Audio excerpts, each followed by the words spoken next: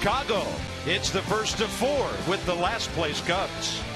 Doug Fister and Travis Wood get it started from one of the most iconic venues in all of sport.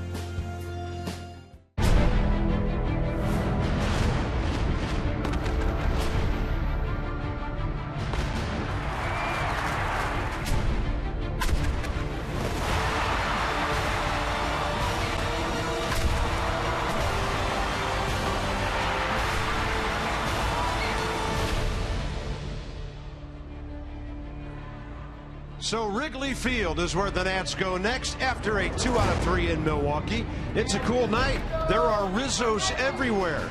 They're in line. They're waiting for tickets. There's going to be one playing first base for the Cubs as well tonight.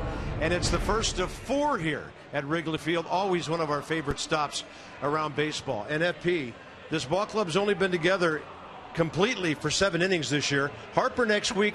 Good to get the big guy back behind the plate tonight. The Buffalo is back. Wilson Ramos back in the lineup tonight, and boy, are they happy to have him back. When you talk about the other guys, they did a great job catching, but the offense just wasn't there in the 8th slot. Now you had Wilson Ramos, who hit .261 before he pulled his hamstring, back in the lineup, and the lineup is getting back together, and it's nice to have the Buffalo back. You have some presence now. We talked about it before.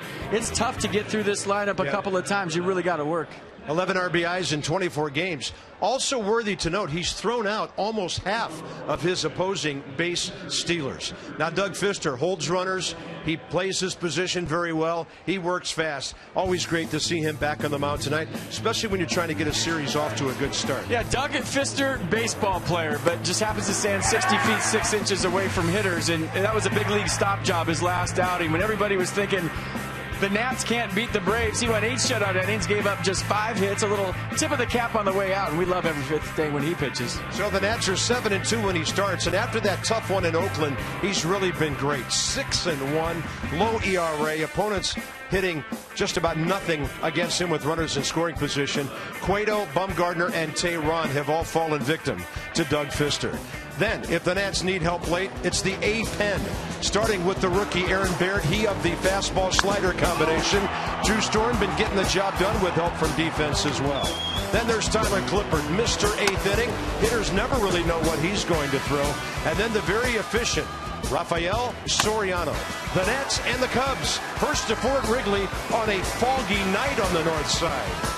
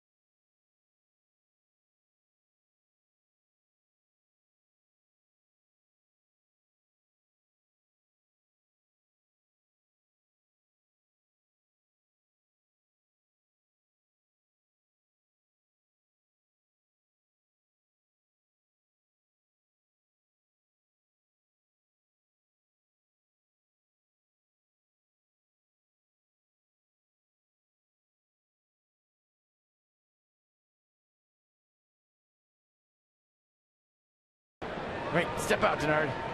He did. Nope. We got it.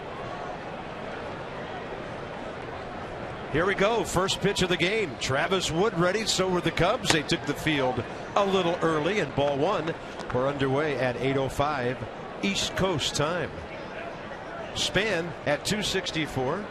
Coming out of the Milwaukee series, though, just 1 for his last 14. We'll set the lineup and the defense for you, the umpires, all the early game information you need. First of all, the arsenal of Travis Wood, who starts against the Nats for only the second time. Yeah, it cuts the fastball a lot. 32% of the time, it'll average 88 miles an hour. He's got a slider and a curve to go with it, and he rarely throws the changeup at 6%. A lot of cut fastballs today for Nationals hitters. And he drops in the breaking ball. It's hit out to the shortstop, Starlin Castro, who's having a big year for the Cubs. That's how the ball game gets underway. Rendon and Worth will follow. The middle is LaRoche, Zimmerman, and Desmond. Wilson Ramos behind Ian Desmond in the number 7 spot. Now, Ian Desmond, coming out of a 6-hit series in Milwaukee, leads the Nats in all the endurance numbers. The at-bats, the power, the RBIs, most RBIs by a shortstop in the National League. And Travis Wood, 15 starts. The league hitting .253 against him. He's 7-6 with a 4.55 ERA. That was Denard Span's first time against him. Now, don't adjust your television, because at various times tonight and throughout the late afternoon, the fog has been coming and going. It'll be clear 1 minute, foggy the next. So from your center field camera there, you might get some blurriness here and there. Trainsearch.com. Log on, find your local Train Comfort specialist dealer. Hard to stop a train, really hard. It's so not 65 degrees right now. It feels like it's 40. I was going to say, where is it 65 degrees? But the humidity with the fog is way up. Rendon takes one up. Well, it could be worse. This fog could be at O'Hare, and that would shut down half the nation. Anthony hitting .322 over his last 22 ball games.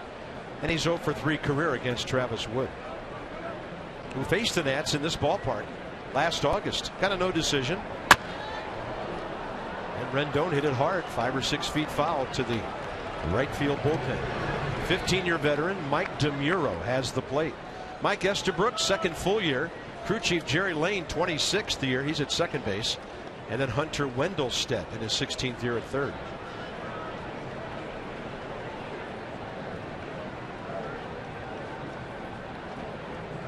Nats swept here last year.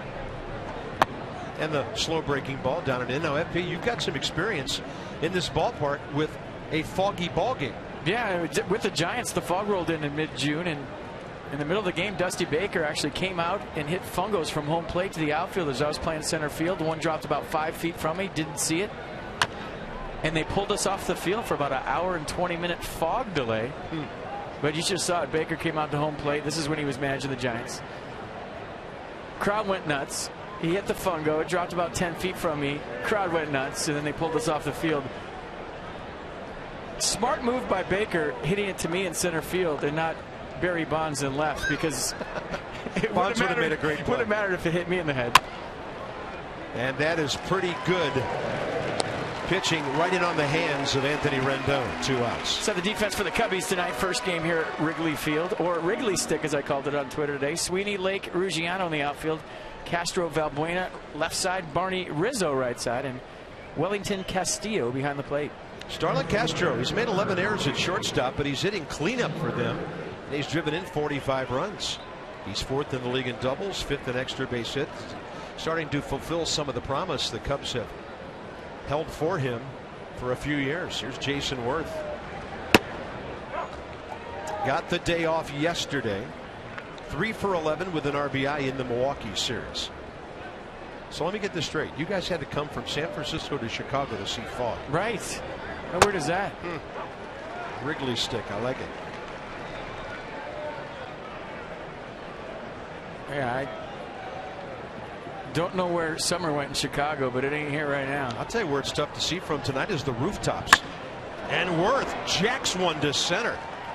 That's similar to his first base hit in Milwaukee when he stayed on the ball, hit it hard to right center, and that was really hit hard right up the middle. But there goes the no-hitter Chicago style. Jason Worth staying on that curveball right there from Travis Wood. And you remember Matt Williams took the day off, and the next day he had his best game as a big league manager. So maybe the same thing holds true for Jason Worth here tonight. That was a great replay from the side. He went Chicago deep dish to reach that ball and got the sweet spot on it.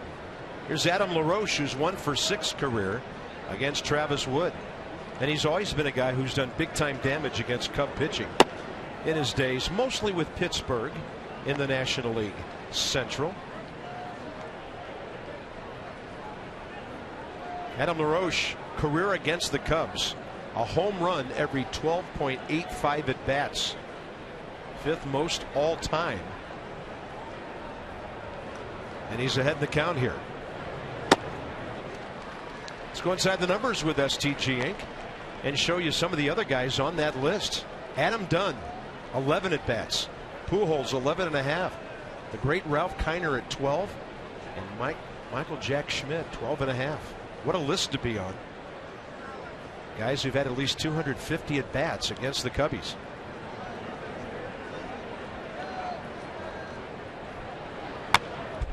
Pretty good rip by Adam. Be interesting to see how the ball flies here tonight with the conditions. Wood gave up 2 homers to the Nats, 7 hits, 4 runs last August here, but man, it was hot that week. Remember that?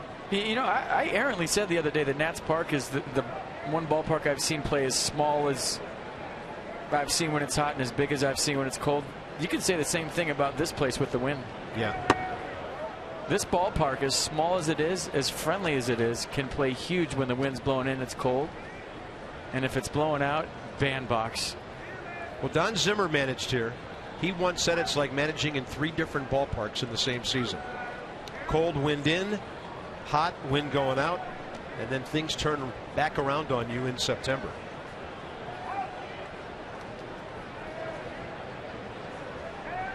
Well, Worth and LaRoche have done a good job of extending this first inning. Target away. Well, they were telling me they had such a tough winter here in Chicago that the lake is still cold and it's warmed up for summertime, and that's why you're getting the fog. Yeah, no, Superior, way north of us, record ice packs up there and filters its way down to Michigan and Huron. It's been a very tough time up here. That is solid Great Lake knowledge by you. Thank solid. You. Not to shortchange Erie and Ontario. All right. Further to the east. And LaRoche is swinging a foul tip. Fastball. Travis Wood got it. Nats get a base hit. Now time for Doug Fister to go to work.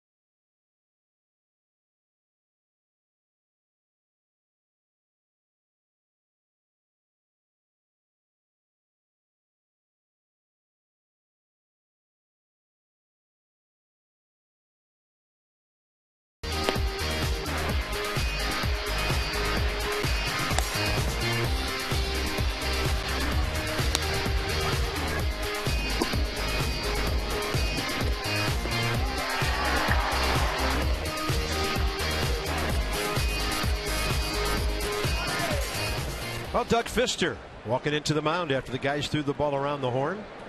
He will make his 10th start. And against Chicago, he's never faced them before. We'll set the Cub lineup for you in a moment. Not having a good offensive year, Chicago. Fastball right in there as Fister steps in 6-2 with a 2.65 ERA. I have to hurry with the arsenal. Fastball 88, slider 84. And that was a little sinker right there. Curveball 73, changeup 80. Last start we talked about it, a gem. Outdueled Julio Teheran and the Atlanta Braves. 8 shutout innings, 5 hits allowed, 117 pitch, 78 strike effort. Turned things around against the Braves. All right, FP, got a question for you here as Ryan Sweeney steps in at 200. I really see Denard Span kind of hunkering down and trying to get a good look at the ball right off the bat. What kind of challenges for outfielders with conditions like this as Rendon throws out Sweeney? But it's hard to say what he's seeing from up here, but any kind of blur to your vision when the ball's in the strike zone as an outfielder. I think once it gets completely dark, it'll be easier for Span to see. But I don't think vision's a problem right now. If it was, the umpires wouldn't let him on the field. It would be a safety issue, and I think he's fine. Here's Ruggiano. The Nats have seen him for a couple of years with the Marlins. And as a Cub, hitting 228 with just a couple of home runs. Ruggiano. 18 homers, 50 RBIs with Miami last year, but he only hit 222. Came over here in a trade for Brian Bogusevic, the outfielder. Danny Espinosa will go to a knee, throw him out. Doug Fister, 2 ground balls against the lineup, hitting only 231. 13th in runs, 14th in batting average, only San Diego lower. Don't blame it on Starlin Castro. Home runs, he's doing the job there among shortstops. 45 RBIs, second to Ian Desmond. And overall in the league, he has 35 extra base hits. 5th highest total. I'm just watching Doug Fister between pitches and how involved he is in the game. He's pointing to Ian Desmond, making sure he's set behind him. Then he points to Adam LaRoche saying, ground ball, I'm getting over there. Then he points to Rendon, making sure that he's set in the shift at third base. I mean, that's really good stuff to see. Anthony Rizzo, and here's a fly ball into the fog. Zimmerman got a late start, and that ball is on the ground. It was in the air for a long time, and Anthony Rizzo, you could say he should be standing on second base. Running with 2 outs, he only made it to first on a ball that was up there a long time. Well, that's a good call. I don't think he was planning on the ball dropping, but that's irrelevant. If you're hustling, you're on second base. And I saw Ryan say, I got it. But he probably should have said it 2 or 3 or 4 or 5 times as we've shown Jason Worth when he comes in for a ball. And that just might be lack of experience in left field. If he let it rip right there and said, I got it about 6 times, Rendon would have peeled off and he had a better chance. I don't think the fog was the factor, but I'm not standing in left field. Here's Starlin Castro now. And that was Anthony Rendon because Desmond was playing way up the middle on Anthony Rizzo, who just collected his 53rd hit. And that ball in the air to center. Now Denard Span sees it. And Doug Fister, a lot like Travis Wood, gives up a single in the first, and that's it. No score. Series in Chicago underway.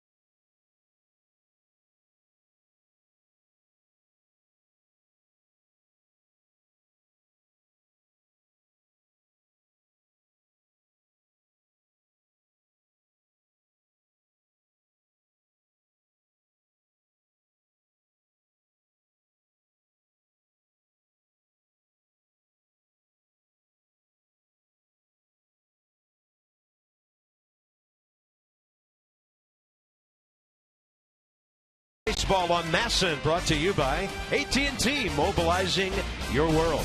By our Washington BMW centers. And by visitannapolis.org. Find it here. That's Doug Fister at home. Doug Fister in Chicago, pretty good so far. And a conversation coming back onto the dugout. Yeah, Ryan Zimmerman tapping Anthony Rendon, saying, my bad, I probably should have called it a little bit more. No communication. That's all that was. Not a big deal, not a problem. Nobody hurt. And Ryan had to get ready to lead off here in the second.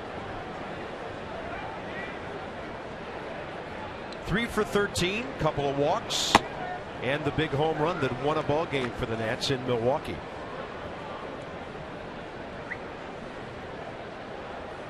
He's driven in 12 runs in 22 games since coming back. Change up, Travis Wood missing.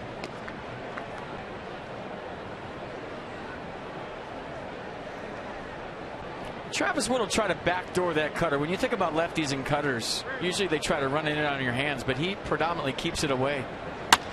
And Zimmerman rams this one to right center.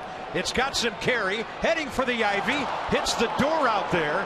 Down goes Junior Lake. And Zimmerman's at second with a leadoff double. And Junior Lake is on the track and not moving. Yeah, it's his leg, and it's not good. I'll tell you what, as an outfielder in Wrigley Field, I mean, it's a brick wall for those of you that don't know behind the ivy. And I think he hit the door, which is a great effort by Lake, but you just hope he's okay. I mean, I couldn't believe that he kept going for that baseball, fearless of the bricks, the ivy, and the metal door. Those doors are to batting cages. There's one batting cage in right center field underneath the outfield bleachers. There's one batting cage in left center field underneath the outfield bleachers. P.J. Mainville is the Cubs head trainer. Ed Halber, his assistant. Rick Renteria, the manager, on the right. Looks like the team doctor's coming out on the field right now. Just crossing the third baseline.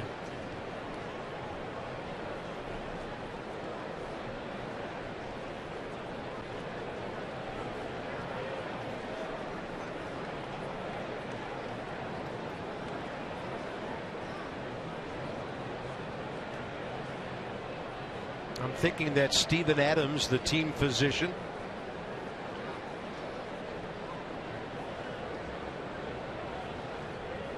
might have been his left knee hitting the bottom of the door, because he kind of went into a slide like he was breaking up a double play at the very end. Watch his left knee. I think that's what took the brunt. I mean, his whole body, the front of his body ends up hitting it, but watch his lower half.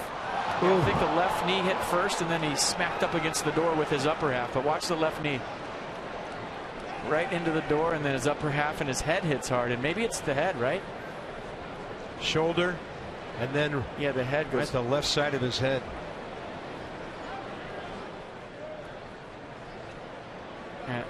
They're checking the shoulder. Reminiscent in a way of all the different parts of his body that Bryce Harper racked up when he ran into the wall at Dodger Stadium. And as they consult with their team doctor, folks in the bleacher concerned about what they just saw below them.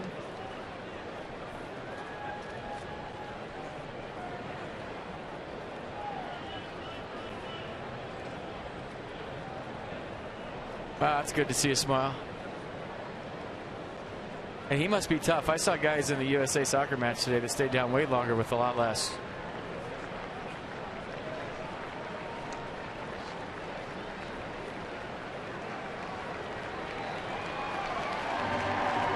Good effort, to say the least, by Junior Lake on the Ryan Zimmerman double. There might be a debate going on here. Trainer with his arm around his arm. Kind of looks like he wants to take him off the field, and maybe Lake was lobbying to stay. Well, you don't. But that's dangerous. What just happened to him? Well, you don't mess with concussions anymore. Exactly. I think 10 years ago he stays in the game, talks his way into the game, but You know, I don't know what happened to his shoulder or his lower half, but if his head hit that door at all, they are not taking a chance.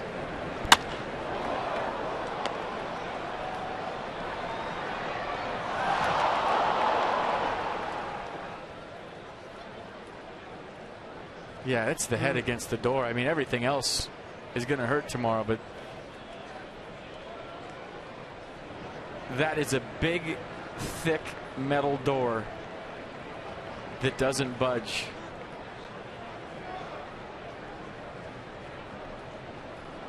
We're going to send Justin Ruggiano to center field, and Nate Shearholtz will go to right.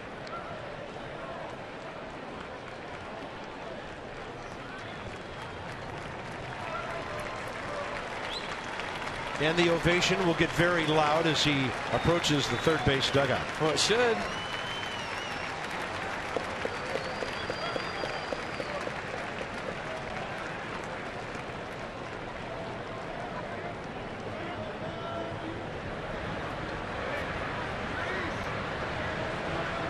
So Nate Shearholtz goes to right field.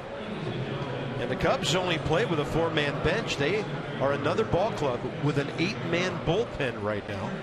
So they've got just Chris Coughlin and Mike Olt left, along with their backup catcher, John Baker.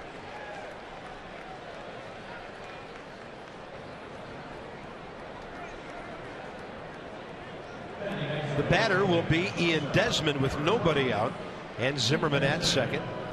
Ryan Zimmerman's 10th double of the year, his 13th extra base hit.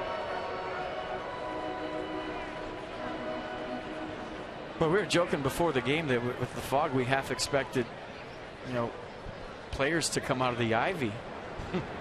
We just didn't think it would be the other way around. Yeah, now as we look out to the field, little breeze is kicked up and the fog is dissipating, but that could go back the other way at any moment's notice.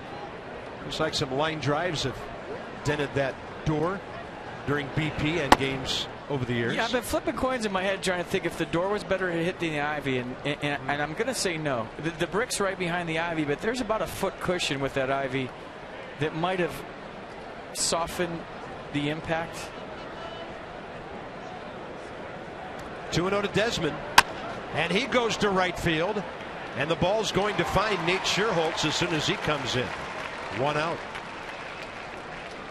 A good idea. Ian Desmond trying to move Ryan Zimmerman. Good inside out swing, but just stayed in the air too long. You might notice on that shot we just had of Zimmerman standing on second base, the ivy in left field doesn't go all the way up to the basket. They had to replace some of the brick during the offseason. A lot of that wall is the original brick wall that goes back and back and back here at Wrigley, and the lighter colored bricks are brand new in left field. And they had to kind of gently strip the ivy away and put it back up there. It's still working its way up to the top of the wall. Wrigley Field is set to undergo a lot of renovations over the next few years. Well, who's this guy in the box? And here, renovating the Nats lineup, is Wilson Ramos. 25th game, 92 at bats, and a great chance to do some early damage here. He does. Left field. Zimmerman takes a look, and Bob Henley's going to send him. Relay throw, 2 throws, and they got him.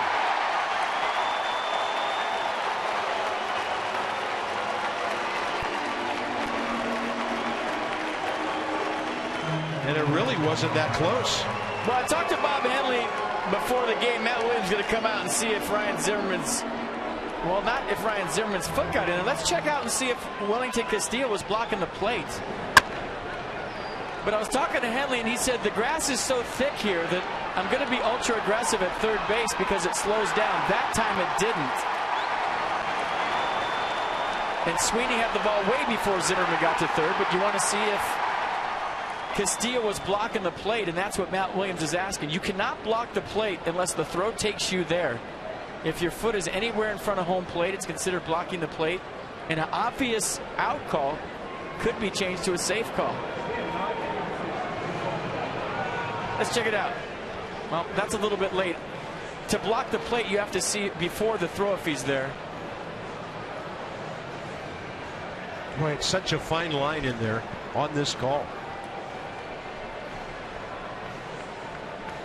Relay by Valbuena. Well, you just can't tell. I mean, he's got to be setting up on the line with his left foot. That would be considered blocking the plate. And these are all when the throw is coming. So if his foot was there before that, it might be considered blocking the plate. You can step into the throw, that's fine. But if your foot is stationary, and this might show it right here.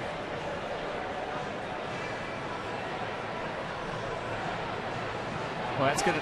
Nah, he wasn't blocking the plate. For those of you that don't know, if your foot's in fair territory, you're fine. If it's on the line or in foul territory, it's considered blocking the plate. So 1 out, or rather a runner at first, 2 outs now on the 7-5-2.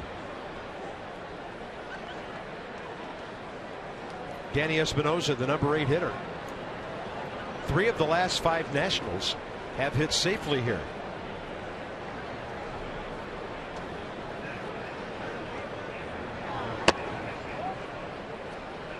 Off speed in the first one, ball 1.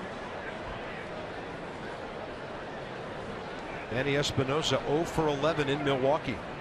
But he's batting right-handed tonight. And from this side of the plate, he's at 286. Facing Wood for the first time. Well, lost in all that is welcome back Wilson Ramos. Really well hit. Yeah, ball was sculled. It hit too hard to left field. And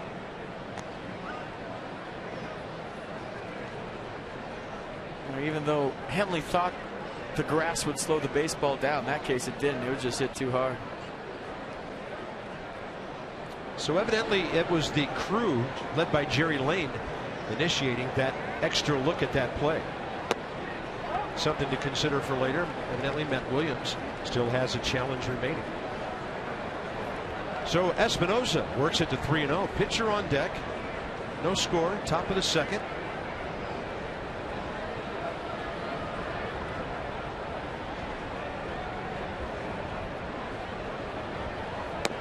And taking all the way, 3-1.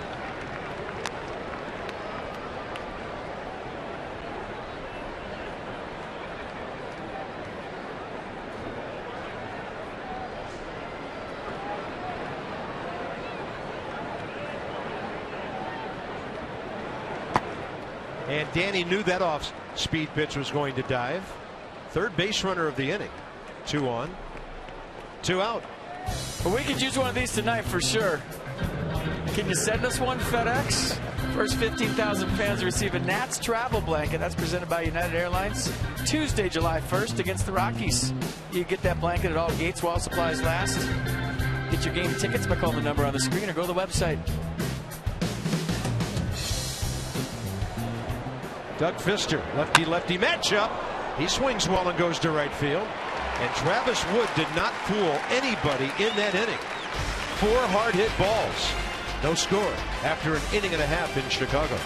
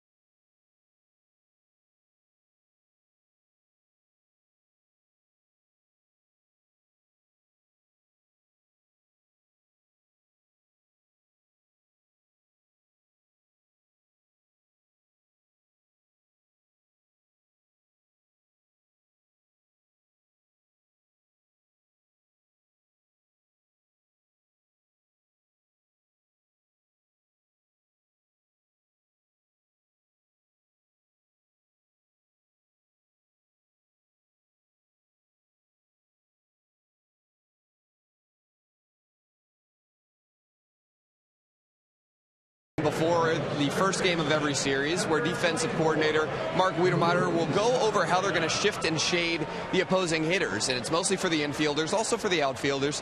Doug Fister has taken to sitting in on these meetings as well before his outings. And that's for a couple reasons. Fister wants to hear the scouting report. He also wants to give his input on how he's going to pitch guys. Because he's a sinker ball pitcher, it's more important for him to know where the infielders are going to be behind him, but also he can give tips on where he thinks the infielders should be shaded.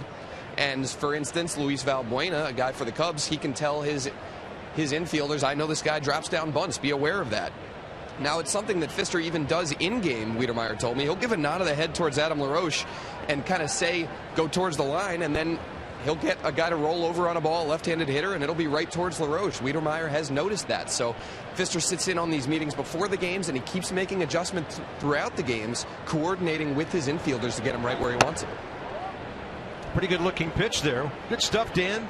That's our AFCEA Sideline Report, the Association for Global Security Professionals. Sounds like Doug Fister's a quarterback as much as a pitcher here, touching all aspects of the game when it's his night.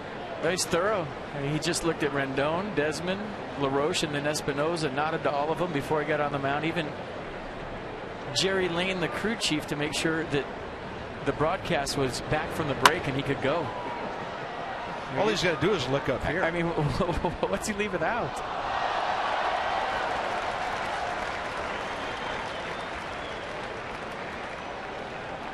He did. He looked back at Jerry Lane, and Jerry Lane pointed at him, and he got on the mound and started pitching. Luis Valbuena hitting .267. There's the bunt. I did get a chance to set the Nats D in the first. Here it is. Zimmerman, Spanworth, your outfield. Desmond, Rendon, Espinoza, LaRoche, and the Buffalo, Wilson Ramos, back behind the dish, and it's good to see him back. Cold night tonight. He's got to stay loose. Chilly, damp, cold night.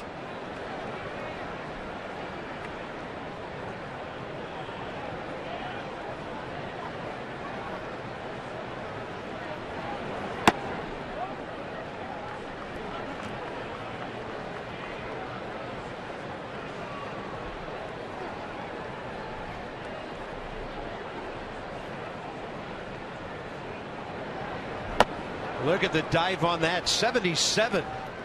Behind in the count early. Battles back. First strikeout. Mercedes-Benz will track it.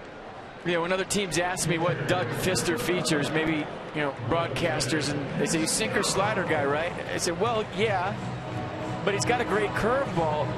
But his best pitch this year has been that split change you see right there. I mean, he's thrown that so many times. Behind in the count, ahead in the count. I think it's just been his best pitch this year. First pitch fastball that's fouled off by Wellington Castillo. Actually took a little bit off there, not the straight change.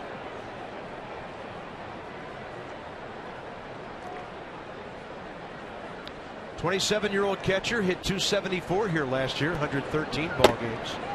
The slider low and away.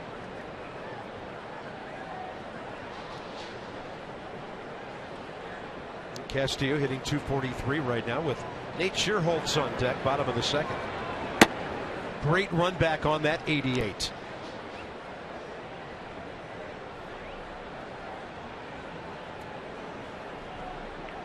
Doug Fister, 137th career major league start. 50 wins, 52 losses, trying to get that thing back to 500 as soon as he can.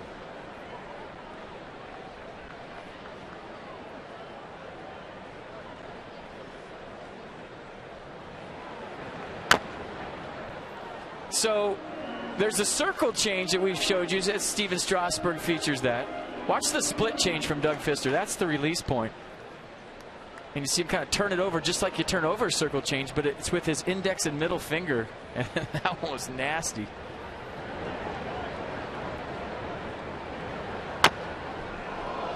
And he had Wellington Castillo take himself out with that foul ball on a nasty sinker. You know, I've known a lot of sinker ball guys. Ooh. And, you know, I don't know if this is PC to say on TV, but they take joy in throwing a good enough sinker that a guy fouls it off himself. And they never double up and do it They'll again. never admit it in public, but they love throwing the sinker in, and they love when guys hit it off a body part. And that was well above the ankle and the foot of Castillo. That got him up on the shin. I mean, way up there. I mean, they like that more than breaking a bat. I'm telling you. I've talked to a lot of them, and they've all said the same thing. Then up and in with that one. And the reason why is they know their sinker's sinking. If a guy commits to it and hits it off his foot or his ankle or his shin, it's feedback.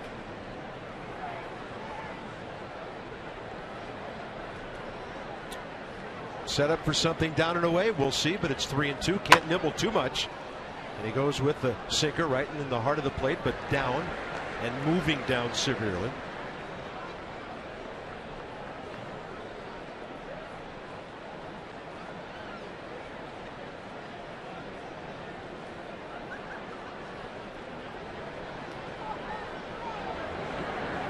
And a 3-2. That ball hit the other way. A lot of carry on it. Denard Span, and he's going to make a one-handed basket catch as he approached the edge of the track there. I'll tell you what, there was a lot going on that play. And first and foremost, Denard Span had to be thinking of Junior Lake, because this was hitting the same direction, just a little bit more shallow. Than Jason Worth cuts in front of him. And being the fantastic athlete that he is, just puts his glove out on the way by to make the casual running catch. The good ones make it look easy, folks, and Denard Span is as good as it gets out there in center field. Kind of outran the pass and had to reach back a little bit to gather it in. As good as it gets. Here's Nate Schierholtz, who replaced Junior Lake. Schierholtz hitting at 203. I'm sure advanced metrics will say that he should have caught that above his belt, maybe. We'll try to play baseball in a lab somewhere. Schierholtz, 48 hits and 237 at bats. That was the 90s. And there's another sinker hit off a body part.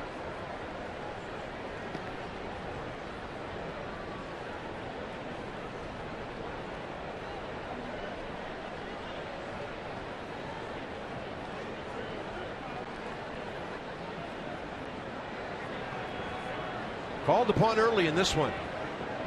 The 30-year-old veteran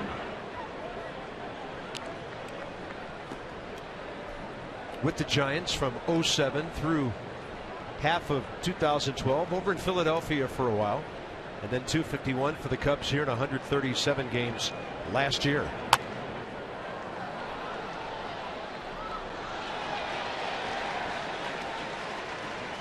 He and Kevin Franzen, good buddies from back in their Giant days, both on that San Jose Giants team that I tried to mess their swings up on a daily basis. And despite all that, here they are.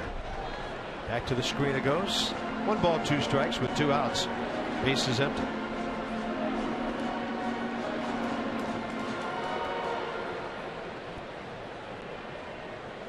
Schierholtz, a guy who came through the junior college ranks to become a professional ball player and a longtime big leaguer. And that fastball had him late, 88. Hasn't really got it going this year for the Cubs. You know, if you remember last year, had that real pronounced crouch. It worked well for him. Then this year got off to a slow start. It's been tinkering with his stance between standing up and getting back down on the crouch, and has never really gotten comfortable yet this year.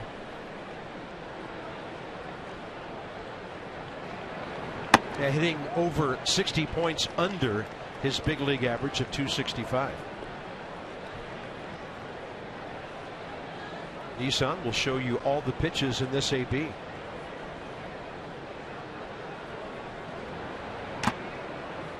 And a swing and a foul tip, stays alive. Cubs are 32 and 44, 14 back of Milwaukee. Nats got some help today. The Astros beat Mike Minor and the Braves 6-1. Right now, Washington with a 1.5 lead in the East. Marlins are tied at Philadelphia. And over to grab that one. A fair ball when he caught it, Anthony Rendon. Through the fog. Ball not carrying to the third base bag. On to the third. No score.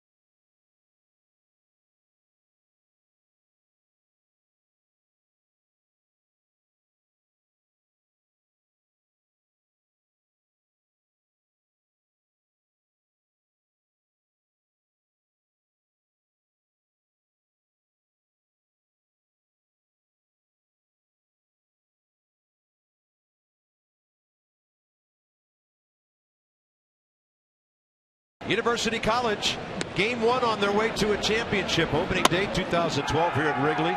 Steven Strasburg had it going on.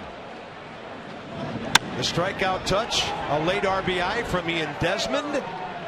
And the Nats would beat the Cubs, by the way, with a Brad Lidge save.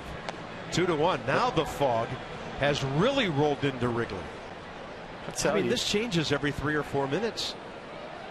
Well, Matt Williams can still hit. We might see him walk out to home plate with a fungo and hit some fly balls here if this gets any worse. Umpires keeping a close eye on it. Jerry Lane is the second base umpire, and it's his call now for anything that could constitute a delay. I mean, the fog really settling down into Wrigley Field here as Span leads off. 33 pitches, 20 strikes for Travis Wood. He's given the Nats 3 hits and a walk already. Washington comes in hitting .280 against left-handers this year. Denard, first time up, bounced out to Starlin Castro.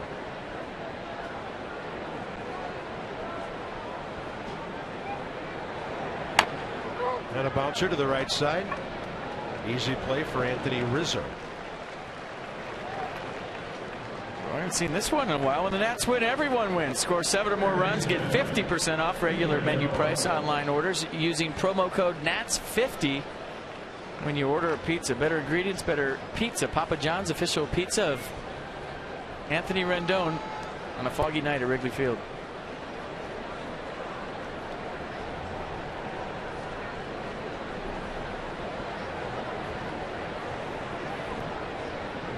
Anthony Rendon takes a ball up and away.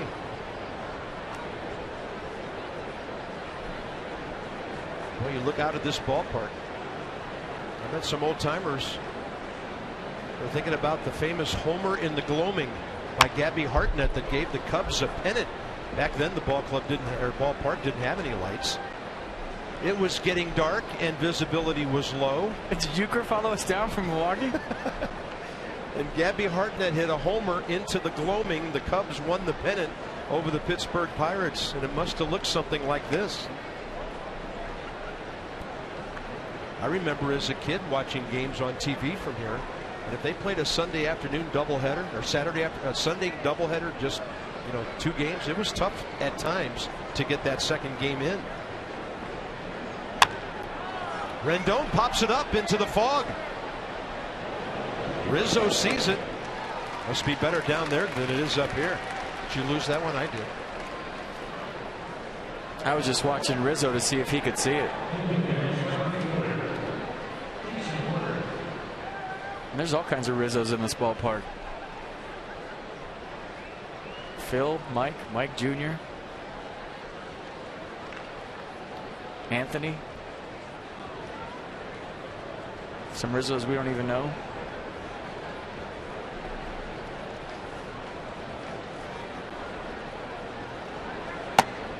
I get such a kick out of Phil. He walked into the Cubs broadcast booth next door with our longtime buddy Pat Hughes and his new partner Ron Coomer. Said, "You guys are really good on the air, but our guys are really, really better than you are." I said, "Don't worry about it, Pat." There's Mike and Phil alongside. Looks like him anyway.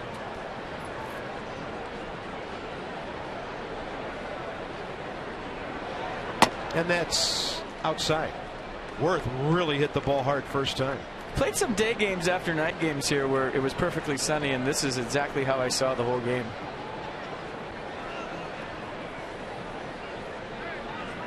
A little foggy. Little breakfast on Rush Street here and there. Foggy. Right in there with 88. It counts 2 balls, 2 strikes here in the top of the 3rd.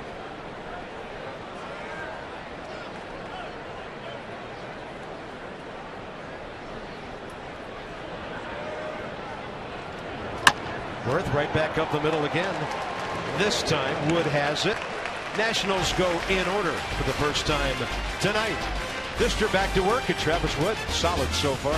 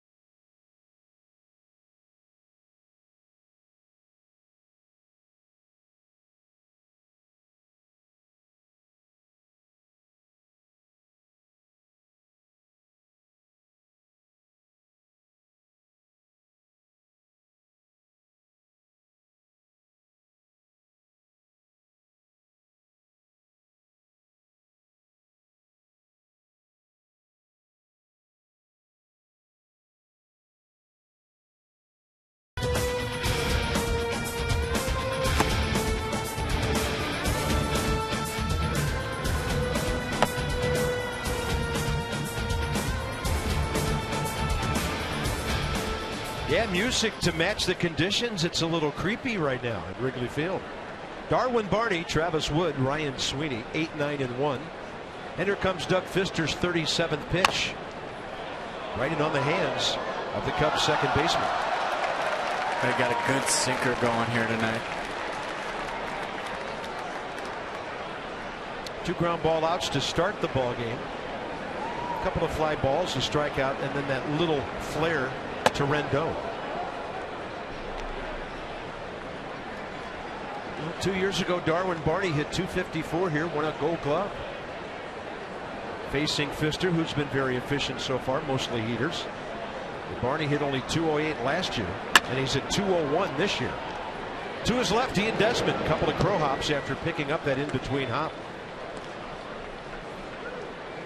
We can enjoy the first of 3 Freedom Fireworks nights on Wednesday, July 2nd after the Nats play the Rockies 6:05. That's presented by Kellogg's. The Marine Corps silent drill platoon perform on the field before the fireworks show, so be there. It's going to be fun. And that's what it'll look like right after the show is over. Here's Travis Wood. He can swing the bat. And that one is up in the air. Left center. Span calls off Zimmerman. I could see a dark dot up into the fog, and evidently so could Denard. But you see Ian Desmond going out to help his center fielder. Generally speaking, infielders will do this at twilight every single night. You whistle in from the outfield to an infielder and say, hey, I need help on a fly ball. What's help on a fly ball mean? Watch Ian Desmond. He's pointing to it just in case Denard loses it in the fog. And as an outfielder, the reason he's doing that, if you don't know where it is, you take a peek at your infielder. He's pointing to a general area. And if you don't panic, you find the baseball. Cubs go 1 out of 9 first time through the order with only a bloop hit by Anthony Rizzo. It's like your security blanket, because as an outfielder at twilight, you start to panic out there when you see a foul ball go up and out of the stadium and you can't see it. You say, hey, I need some help on a pop-up. Ryan Sweeney bounced out to Rendon first time up. And that ball laced out to deep center. Span after it. He'll slow up and grab it. That guy getting good reads in the fog tonight. Easy. That would be 7 straight for Fister. Adam LaRoche followed by Ryan Zimmerman and Desmond. Middle inning straight ahead from Chicago.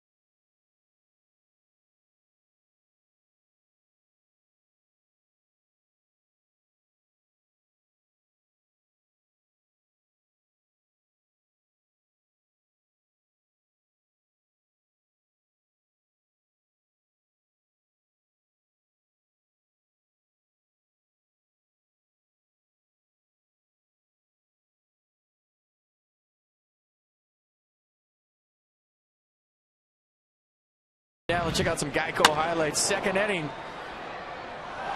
That's been all of the action in this one, and we just hope that Junior Lake is okay. He walked off the field under his own power if you're just joining us. And then Bob Henley sent Ryan Zimmerman, and he was out by a few steps. Matt Williams would come out and ask the umpires to review whether Wellington Castillo was blocking the plate before the throw. They looked at it and said no, and that's where we are, 0-0.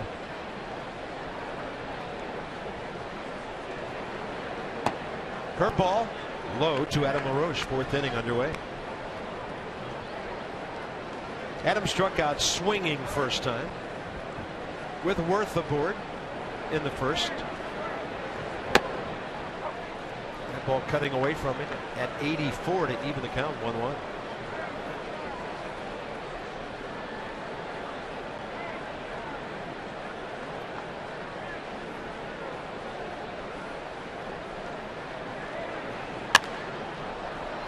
This well out of play over to the left side.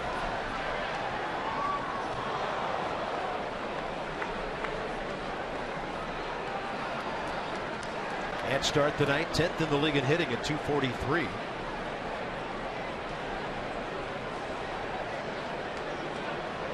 Seventh in runs.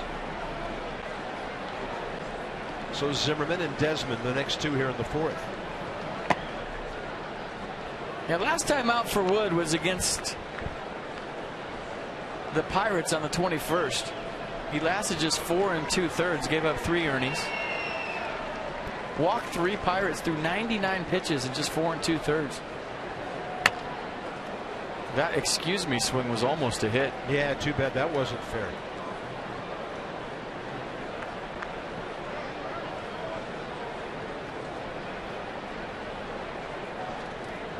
Nats won that game August 22nd of last year when Wood pitched against them here, 5-4. He gave up 2 homers, 4 runs on 7 hits, but didn't get a decision. And that went right down to Anthony Rizzo unassisted at first base. Inside the numbers with STG Inc. So the only series the Nats have lost lately, the 3-game sweep at St. Louis, split with Atlanta, and going back to Texas in DC have won 6 of the last 8. That's how you win a division, winning series. 4-gamer here. They did the whole season in 2012. I don't remember them sweeping too many series actually that year. They just won 2 out of 3, 3 out of 4. Seemed like everybody they played.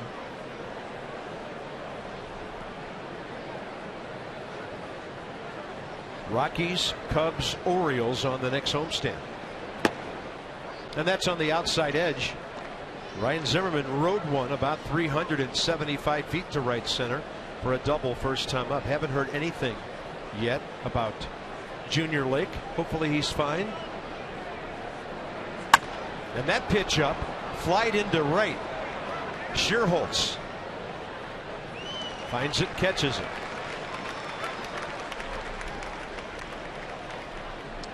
Ball game 55 minutes old, 8 o'clock here in the Midwest. Bob FP and Dan, first time this year at Wrigley Field. The Nats beat the Cubs 4 out of 7 last year and swept them here. It was that road trip when they swept this series, and then two out of 3 at Kansas City.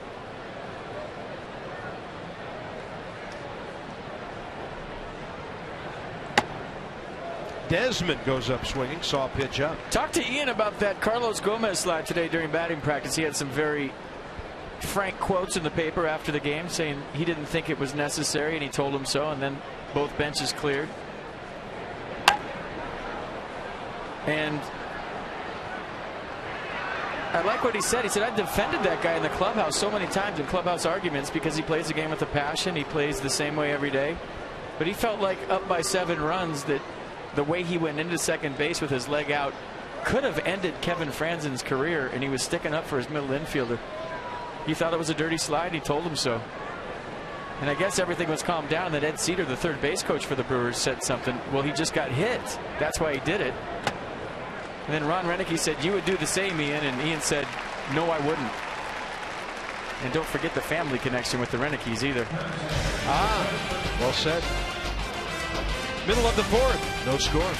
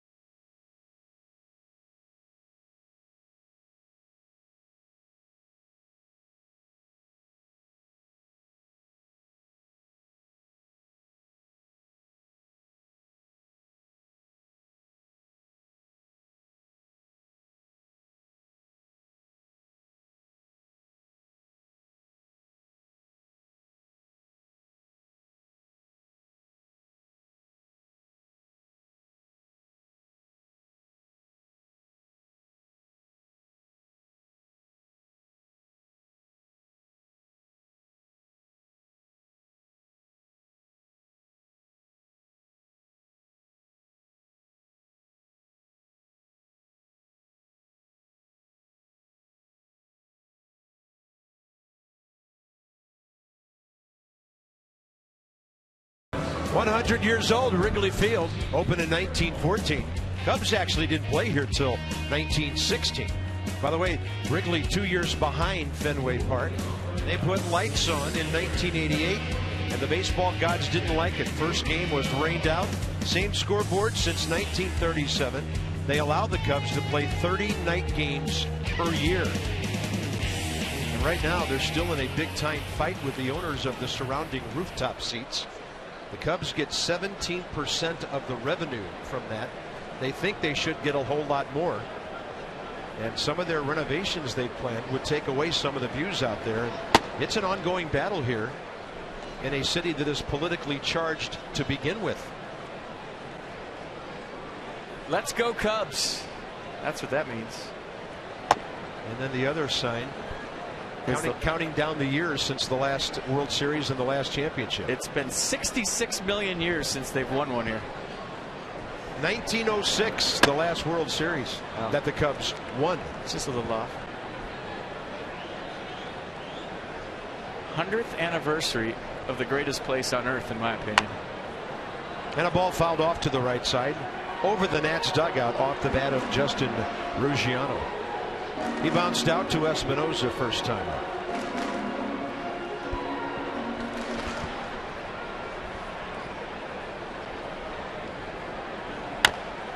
Pulls this one.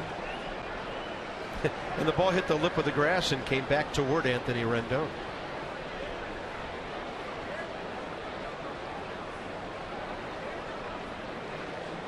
A souvenir, good seats. A little soccer move, maybe. What do you got? I saw a pass like that today. Yeah, we call that a back heel pass in soccer. And that is a fair ball. This will be a long throw for Rendon, and he pulls LaRoche off the bag. They're going to give Ruggiano a single.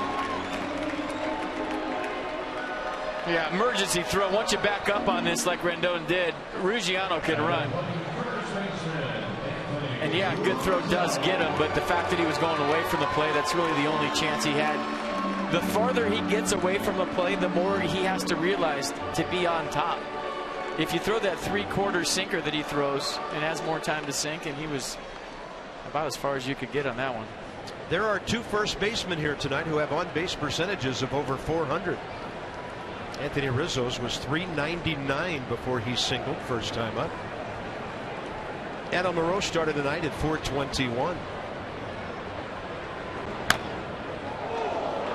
And that ball pulled right into the first row by the near end of the Nats dugout. We saw Anthony Rizzo's major league debut in San Diego a few years ago. He was traded over here in a 4-player deal, January of 2012. Originally with Boston, went to San Diego with 3 players in the Adrian Gonzalez deal. So he's a guy that's been part of some big trades, and he may be a big presence in this town for a long time. 1-1. He won't be 25 until August. Well, he said he really wants to be in the home run derby. Nice to hear somebody say that. That as a kid, he dreamed about getting a game-winning hit in Game 7 of the World Series and also being in the home run derby. And he wants to be in it. He's made it publicly known that that would be a dream of his. And I think he would do well. Well, he should be on the All-Star team. He's on pace for 20 home runs or 40 home runs, maybe 20 before the break. 2 balls, 2 strikes from Pfister. A lot more relaxed with the hands this year. You see that movement he's got going? Last year the hands were stationary. This year he's more relaxed, almost reminds you of Will Clark a little bit with the setup, just because the hands are moving. He's got a little rhythm to his swing. Last year he lowered his hands, but they were stationary. But watch how he just keeps them nice and relaxed. His hands are right out over the inside corner too.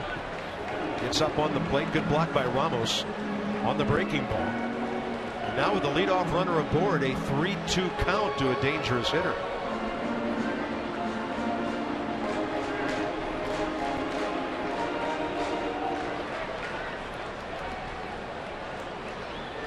Seen a lot of fastballs lately from all the national starters.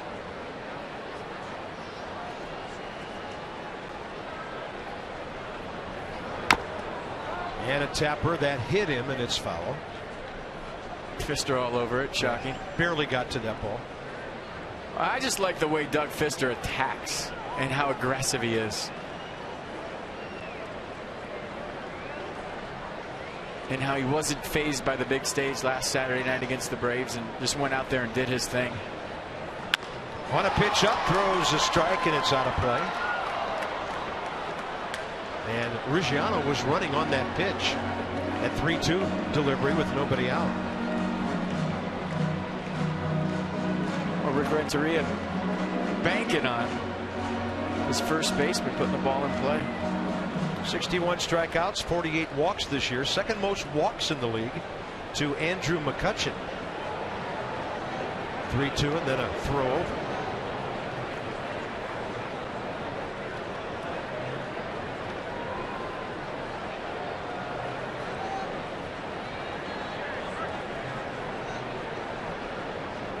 Runner holding. Base hit, right field corner. And Ruggiano all the way to third. Worth gets it back in quickly to Espinosa, the relay man. And the Cubs have second and third, nobody out. Great at bat by Anthony Rizzo. Really shortened up his swing with 2 strikes, and that's something I didn't see in him last year. And I even think he was choked up on the bat. Short, compact swing. And rides it down the right field line. Nice job of digging it out by Jason Worth. Because Ruggiano can run. But with nobody out, they hold him at third. And the stage is set for a guy having a really big year in Starlin Castro. 45 RBIs. So Rizzo's 13th double. He came into this game hitting .331 at Wrigley Field this year. That's a perfect fastball at the knees. Castro with more RBIs now than he had all of last year, 45. And more home runs by 1 at this point. Target in on his hands, and he fights it off, and he's going to drive in a couple of runs as Zimmerman throws to second base. 2-0 Chicago.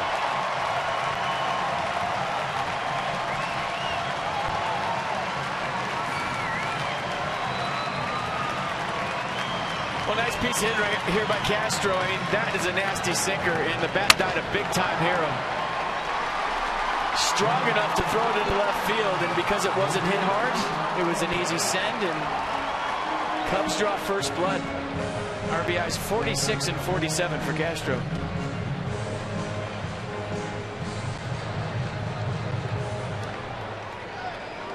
That'll bring in Luis Valbuena. 3 consecutive hits. The double by Rizzo set it all up. And that ball straight up in the air. Fister there until LaRoche calls him off. Now Rendon grabs it right in front of Adam.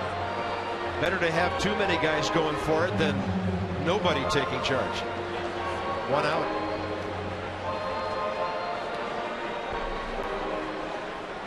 A little white showing here at the end. Next up, the catcher, Wellington Castillo.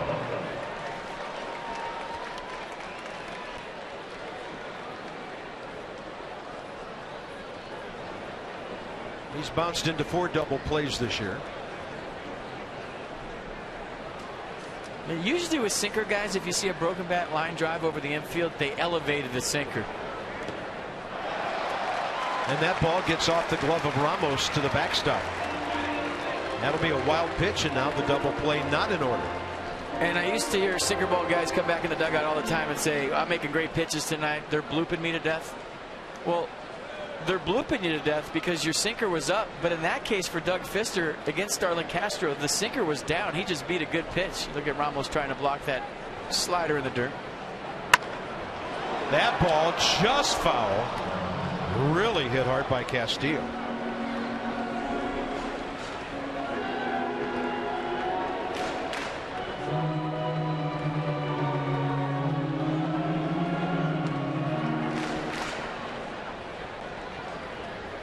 Doug Fister's given up 4 hits, 3 of them in a row here in the 4th. Still only 1 out with another runner in scoring position.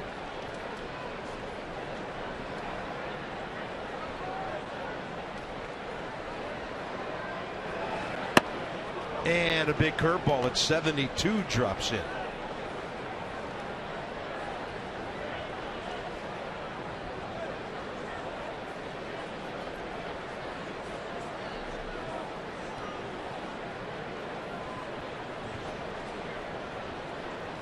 Target in. And Pfister got in there. Ball fouled.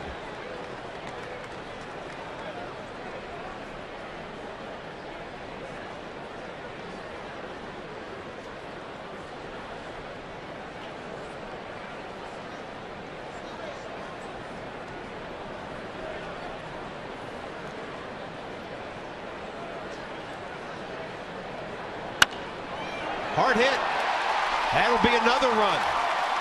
Castro around third, and the Cubs lead 3-0. And Castillo centered the ball twice during that at bat. That'll be his 24th RBI. And nice job of pulling his hands in here. We talked to Cubs people. They say 3 guys in their lineup can hurt you: Rizzo, Castro, and Valbuena. And you see a perfect example. But Castillo right there getting the job done. First it was Rizzo with a great at-bat, then Castro, and then Castillo right there with the base hit past the diving knee and Desmond. 4 hits in the inning, and this one hooking into the corner foul. First pitch swinging, Nate Schierholtz. Nice catch by a Nats fan. Has almost hit the runner. Castro doing a great job of getting out of the way, and that might have affected Ian Desmond and his vision to the ball as well.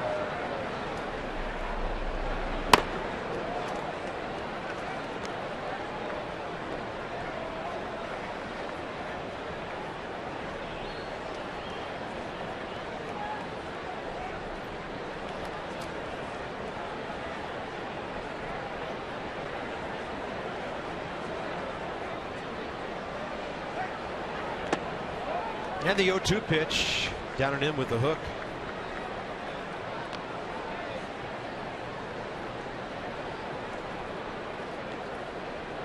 Pfister does get a ground ball right here. Nate Schierholtz runs very well. Have to be hit hard to turn a double play.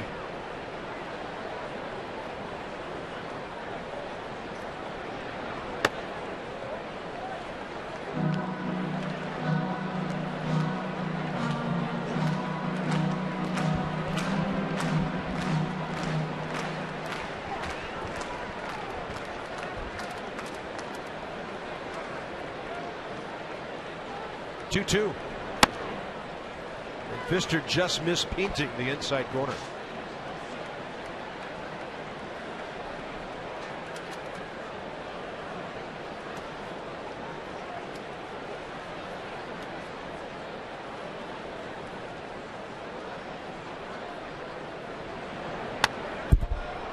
And that was up.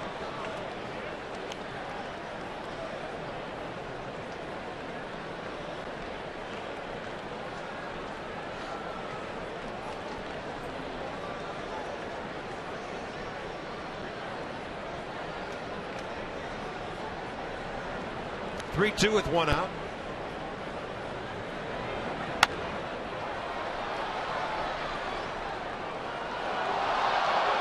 And we've seen Doug Pfister throw a lot of 3-2 changeups this year. He's not afraid to throw it.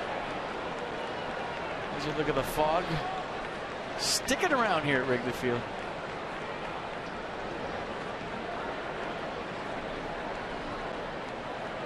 Going to be at least an 8-pitch at bat for Schierholtz.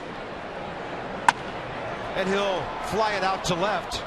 Desmond going out. Ryan Zimmerman right there. And he's got it for the second out. For the Achiever in you, PNC with our minor league report. And a kid who's got a chance to make it back to the big leagues. 1 for 3 tonight for Bryce. So he's 4 for 7 in 3 games. Monster home run. And like Wilson Ramos, some at bats with Potomac and some with Harrisburg. Tonight is Harrisburg. Matt Williams can't wait till he's back, and neither can we. And we're hoping to see Bryce back with the ball club against Colorado Monday night. What do you think the Nats do with Bryce Harper when he comes back? Well, he can't play 8 positions at once, despite your graphic yesterday. That chess match you dropped on us. But he'll be in there somewhere, and Ryan Zimmerman will be affected by that. Well, somebody else in the outfield is getting a day off. Well, you know, I had this similar injury to Bryce Harper's, and it took me a while to get the grip strength back. And the reason he's still in the minor leagues is because of that. But I think more so than, you know, you have to walk before you run. And even if he's ready from an offensive standpoint, you have to get your legs underneath you, or else then you risk pulling a hamstring and going right back on the DL. So fans might think, well, call him up. He's hitting home runs in A-ball. Well, it's a process just like spring training is to get in baseball shape. When you miss that much time, it's not always the injury. It's getting your body ready to perform at the highest level. So when you ask it to go, it goes. And that's a busted bat for Darwin Barney. Yeah, good point. So many things in a big league ball game require those quick bursts here and there. Yeah, you got to get your legs underneath you. In spring training, first couple days, no matter what you do in the off season, you're sore. Bottom of the 4th inning, and a really long frame for Doug Fister here. Facing a 7th hitter, 4 hits, 3 runs so far. And the Cubs have done a pretty disciplined job at the plate of not chasing against him tonight.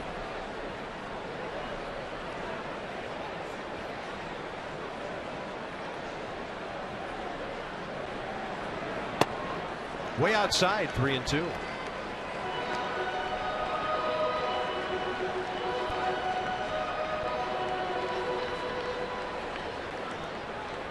Pitcher on deck.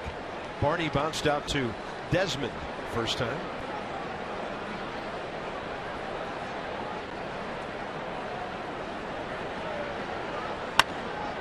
And this fly ball off to the right side, out of play.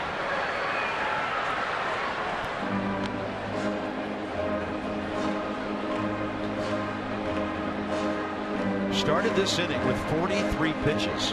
He's at 80. Yesterday in Milwaukee, Steven Strasburg threw 90 pitches, 1 out short of 5 innings.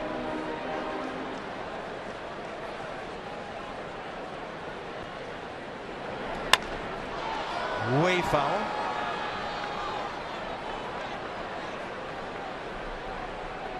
Cubs at home this year, a respectable 17-18. It's on the road, they can't win. So they've given some teams battles in this ballpark. Check out the Mercedes pitch track. 9th pitch coming. Nothing in the middle of the plate. About 4 of those elevated, though. And this ground ball to Danny Espinosa. Plenty of time to make the throw. Long inning. Honda duo. It'll be Ramos, Espinosa, and Fister. Wilson has a base hit tonight. It's brought to you by Honda, hoping to rev up a rally in the 5th.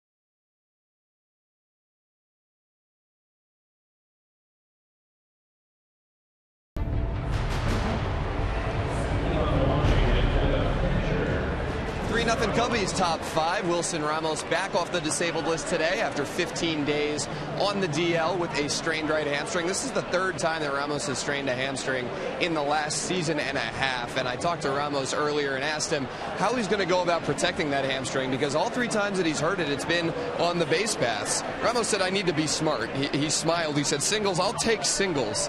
And Matt Williams said that sure, doubles are okay, and the Nats are all right with him going first to third or scoring from second base if it's easy on him, but they don't want him to push anything, and they're going to be really careful with him early on. Now, Williams also said that's easier said than done, and Ramos, when he's out there on the field, if he sees the opportunity to take an extra base, it'll be hard for him to pump the brakes and not do so. But especially in these early games back off the DL, the Nats want Ramos to be very careful with his legs, make sure that he's not pushing anything out there on the base paths that lands him back on the DL another time.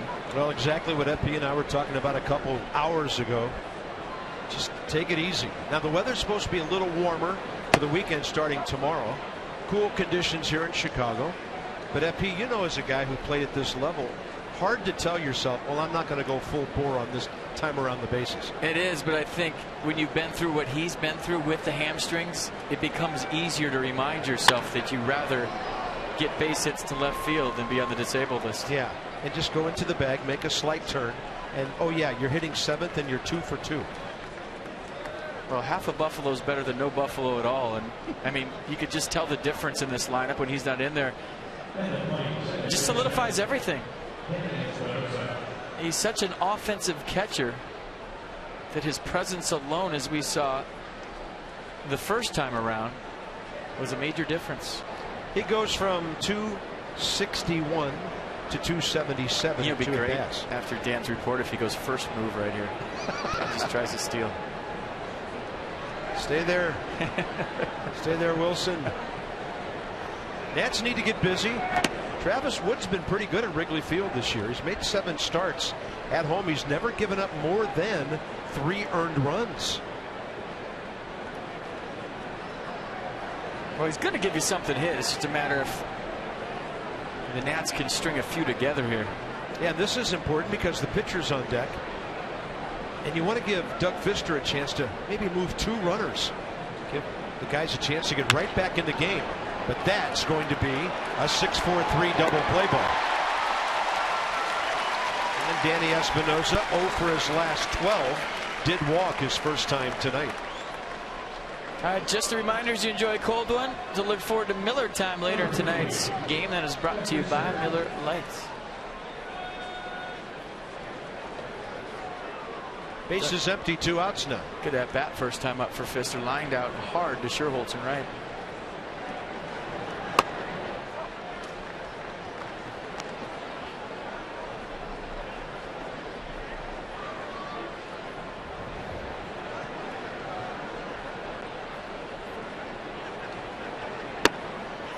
'87 and the count 0-2. Lots of cutters and lots of 4-seamers.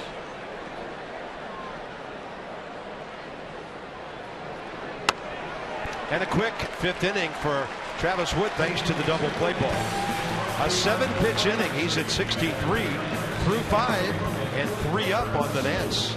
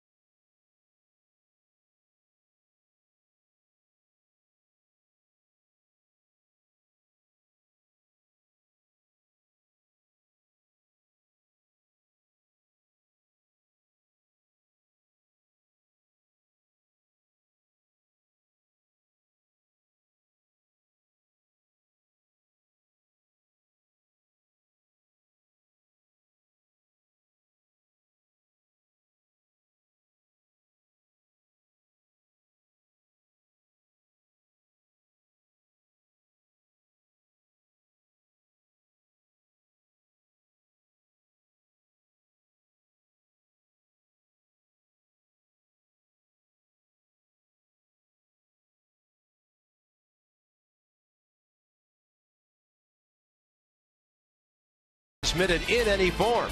And the accounts and descriptions of this game may not be disseminated without the expressed written consent of the Washington Nationals. Well, the fog lights needed tonight at Wrigley Field. Bottom of the fifth. There are 5 new managers in baseball this year, 2 of them in the ballpark tonight. And Matt Williams 1 win behind the Tigers' Brad Osmus. Lloyd McClendon had managed before. Brian Price with the Reds. Rick Renteria here in Chicago taking over for Dale Swain, who took over for Mike Quade. They change managers frequently here in recent years.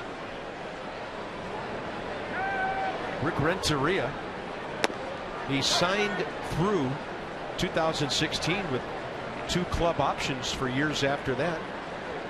Played 184 games in the big leagues with the Pirates, Seattle, and the Marlins. And a ball flied to left. Desmond going out. He's under it. Lights really starting to take effect now. Kind of lighting up the fog and the baseball more so than before. 1 out, 5th inning.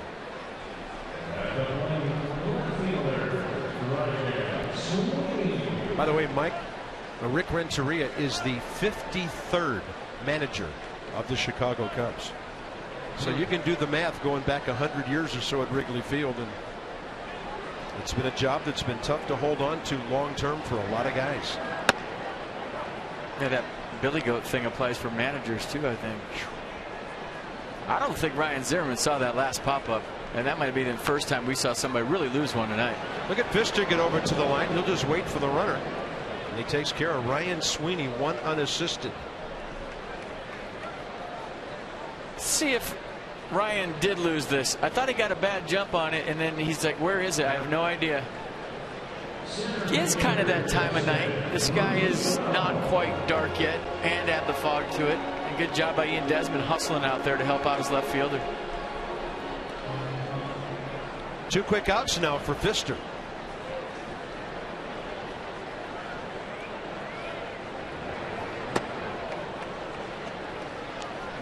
Just one minor point about Doug here in the bottom of the 5th. He was the last batter in the top of this inning. I didn't see any extra 90 seconds or 2 minutes before the guy could get out there, do his thing. So he bats, gets ready quickly, comes out, gets 3 quick outs on 7 pitches of his own, and he gets Denard Span right into the batter's box. Top of the order in the 6th. Pfister, a good job there.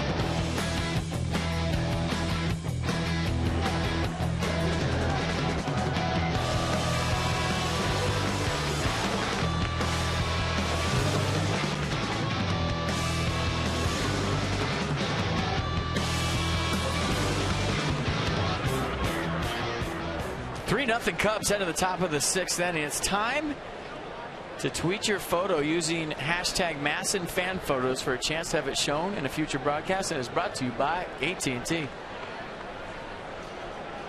Third time around. Let's see if the Nationals can figure out Travis Wood. Span, couple of ground balls. That's Travis Wood with a lot of ground ball outs tonight. Done a nice job of keeping the ball in the zone, keeping that cutter down. He has 7 ground ball outs of the 15 he has racked up.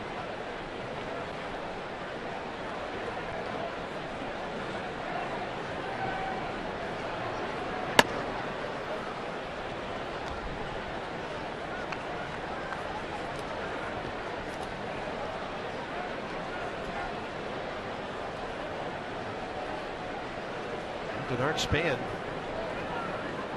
1 for his last 16. Curveball rips it to right.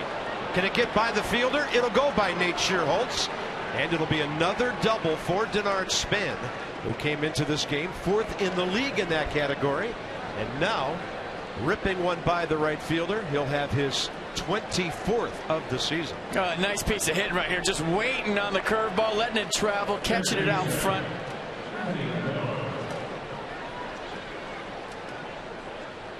And you were wondering if he was going to think about 3, pulled up as Nate Schierholtz has one of the better arms in right field. 24th double for Span.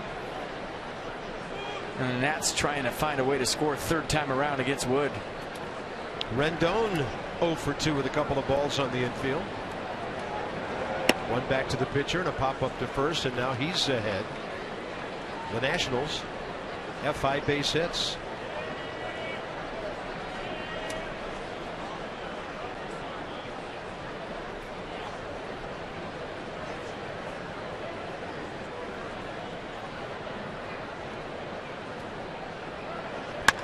That's fair, and the Nats will be on the board. Rendon's going to round the bag and stop, as Schierholtz did a good job of getting to it. And Anthony Rendon drives in his 44th of the year. 3-1 ball game. There's a Rendon fan, and why wouldn't you be after that swing? And that's the game plan against Wood. You see the backdoor cutter, he tries to bring it off the plate back, and Rendon does a nice job of staying on it and scored Denard Span from second base for the first run of the night for the Nats. He was thinking about 2, but he knows Schierholtz has a good arm. And you know what happens when those 2 guys get hits in the same game, in this case the same inning, and we'll see where Worth and LaRoche can take it from here. And Wood falls behind another hitter.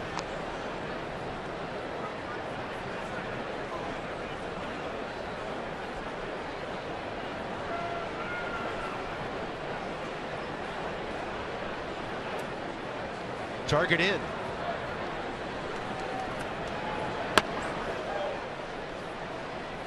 It goes against everything you think about as a hitter to stay on the cutter away from a lefty, because out of his hand it's a ball. But if you think about going the other way and you start your swing on something that's 3-4 inches off the plate, it's going to come back and get plate. And that's exactly what happened on Rendon's single to score Span. And he was thinking about going the other way just to move the runner. He played the game the right way and got the bonus RBI and a hit on top of it. Now 3-0 on Worth.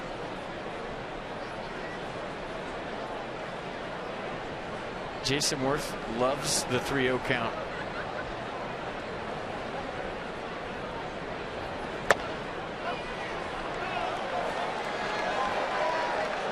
And I don't know if he loved that pitch right there. Well, Nissan will show us. Might have got the corner. That's the backdoor cutter I'm talking about, but it came all the way across the plate.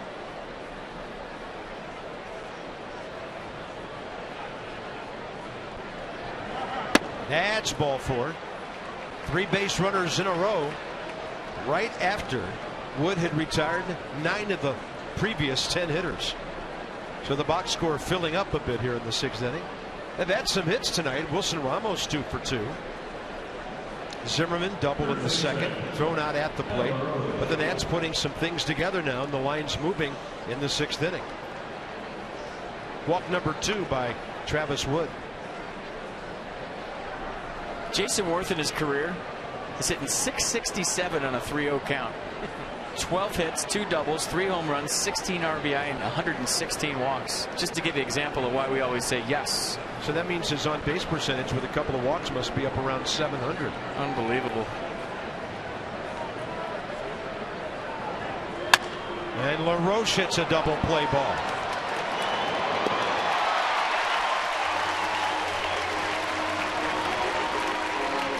Barney, Castro, and Rizzo turning the 4-6-3. It'll be up to Ryan Zimmerman with 2 outs. And a second double play of the night for the Cubs, and that was a big one.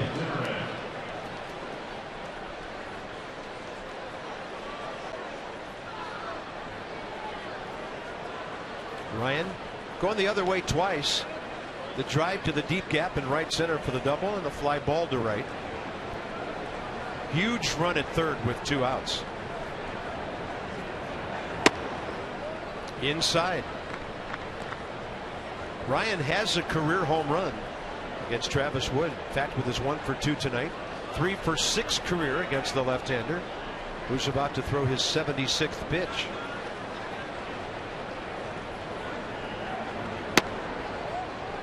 Two and 0. It's a good take right there. That's the pitch that Wood's been making a living on tonight. That borderline cutter down in the zone that's getting the ground ball outs.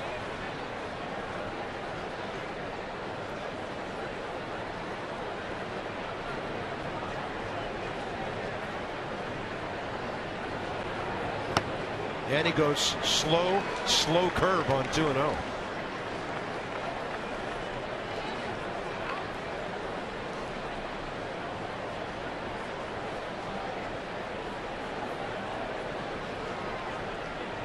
Those double plays have kept that pitch count from being even higher.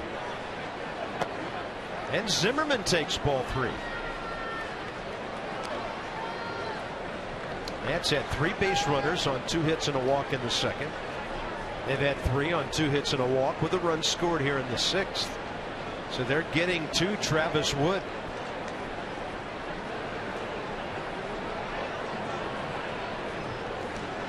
And he goes with that floater again, and his second walk of the inning, 3rd of the game. Big spot now for Ian Desmond. Well, you want to get a hold of Wood right here and try to get the lead, because when you talk about the Cubs bullpen this year, the 3.14 ERA is 4th lowest in the National League, and they have a bunch of guys down there that throw in the mid to upper 90s, a bunch of young arms that let it fly. So the bullpen has not been a problem for the Cubs so far this year. 4 different pitchers with saves, and here's Desmond, a notorious first pitch guy, especially on the heater. Yeah, I was wondering when the Cubs were going to appeal, and Mike Estabrook said it was a swing. Well, usually when it takes that long, you don't get the call. It has to be quick. It has to be immediate. But it took a long time for the appeal, but I think they got it right. Desmond didn't argue. Target in again. And Desmond trying to open up and catch it out front. So the Nats have 3 hits or 3 walks tonight, 2 in this inning. $50 for each from Care First Blue Cross Blue Shield to support Girls on the Run DC.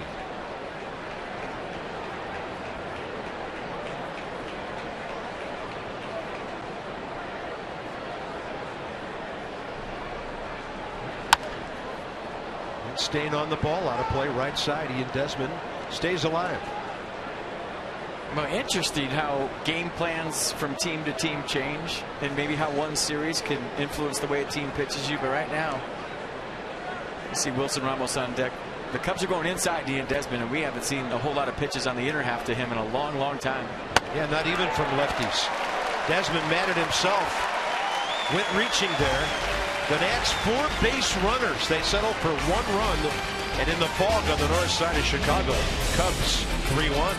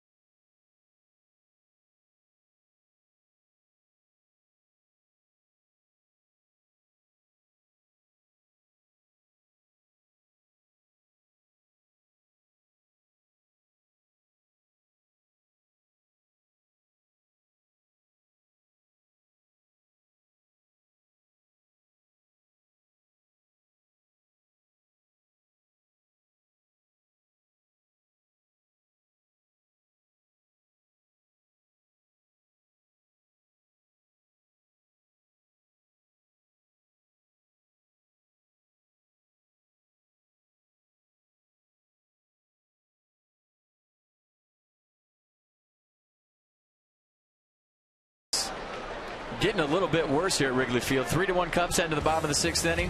First 25,000 fans, and you better get there early. Bryce Harper bobblehead. That's presented by PNC. June 30th, 7:05 against the Colorado Rockies. Go to the website for more details. That's going to be a popular one. Yeah, first game of the homestand Monday night. Bryce could be back along with his bobblehead. And Anthony Rizzo is 3 for 3. Pfister tried a changeup. Nothing working against that guy right now.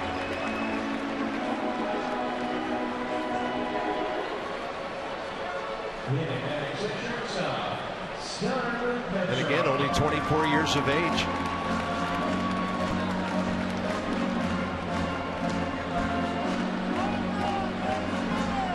Well, this is the part of the order for the Cubs that's been consistent all year doing the damage.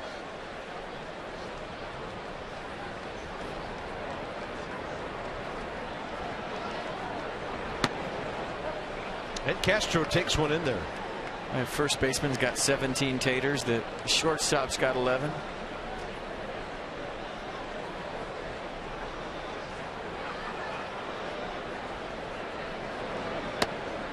Fog really thick right now. Yeah, you can see how it's getting worse. I have trouble seeing Denard Span right now in center field.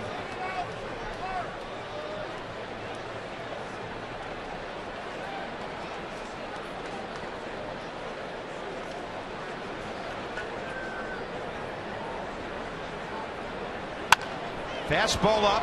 Rendon handcuffed for a moment. Espinosa turns it beautifully. That is a big league 5-4-3 double play. Boy, did you say it right. I mean, that hop that Anthony Rendon just feel. Watch the in-between hop with hair all over it, and Anthony Rendon makes a nice adjustment with his glove, and then the underhand flip to Espinosa, and Starlin Castro not running that hard to first base, to be honest, but what a play by Anthony Rendon on a very tricky hop. Those guys make it look so easy. That hop he just fielded, a lot of guys boot. Top spin shooter made the play.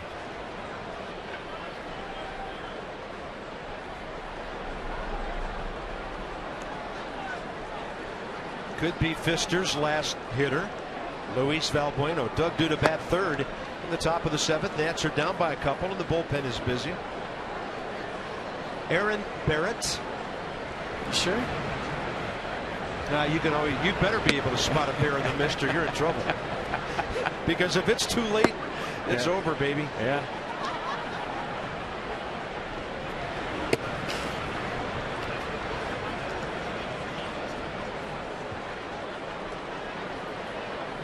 Two balls, no strikes.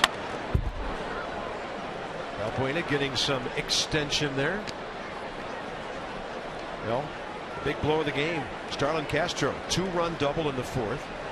Wellington Castillo, a base hit, 1 out later after Ruggiano and Rizzo had set the table. Valbuena, 28 years of age, from Venezuela. He was a waiver pickup by the Cubs April of last year from Toronto. Hit .218 in the 108 games here with 12 homers, 37 RBIs. He's been with Seattle, Cleveland, and the Cubs. Never made it to the big leagues with Toronto. Man, in the outfield, the fog is like soup.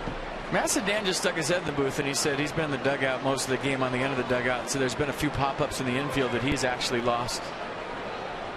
They got up in that pea soup here at Wrigley. Yeah. Rooftops not having a great time right now. That's a foul ball. Doug Pfister was 4 steps toward the dugout. We cannot even see the flags on top of the scoreboard now. Oh, there they are. Got to zoom. We don't have zoom capabilities in our heads.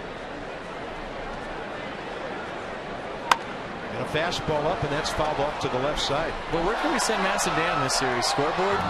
Across the street? We gotta send him somewhere after the slide, right? He's got to make that his trademark.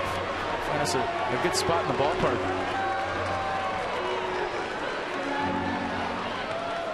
I think he needs to go to the scoreboard. Yeah, scoreboard. Anybody can go to the rooftops. Yeah, he's got to stick his head out of one of those slots. That's a fly ball to center.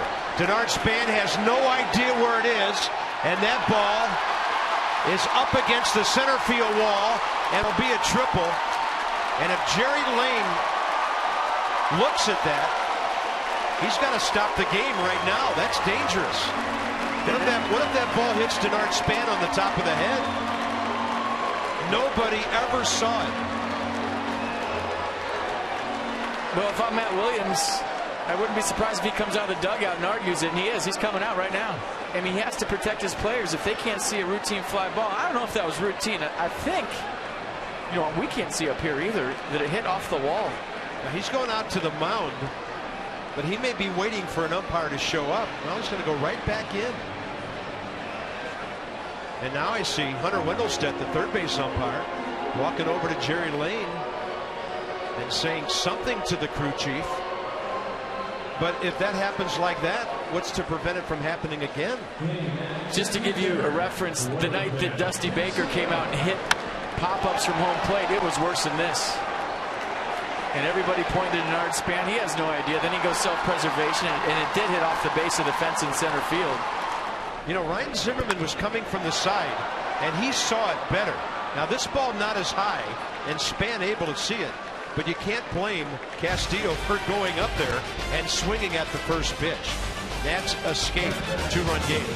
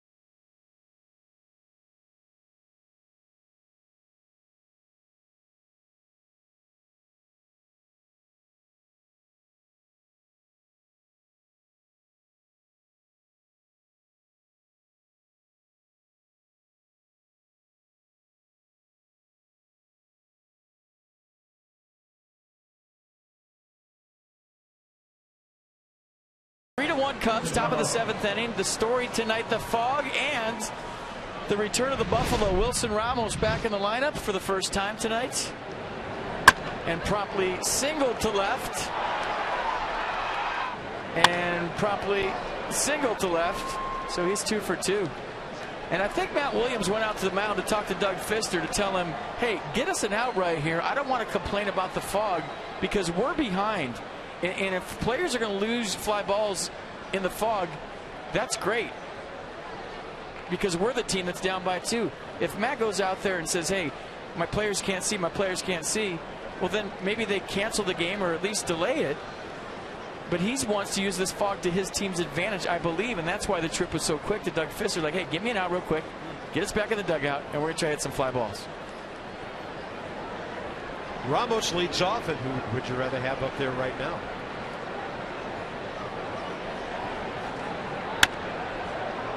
The swing looks good. I mean, he's locked already on everything.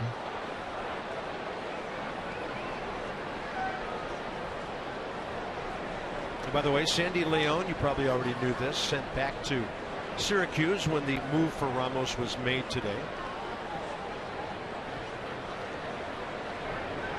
It's up and away. 1 ball, 1 strike.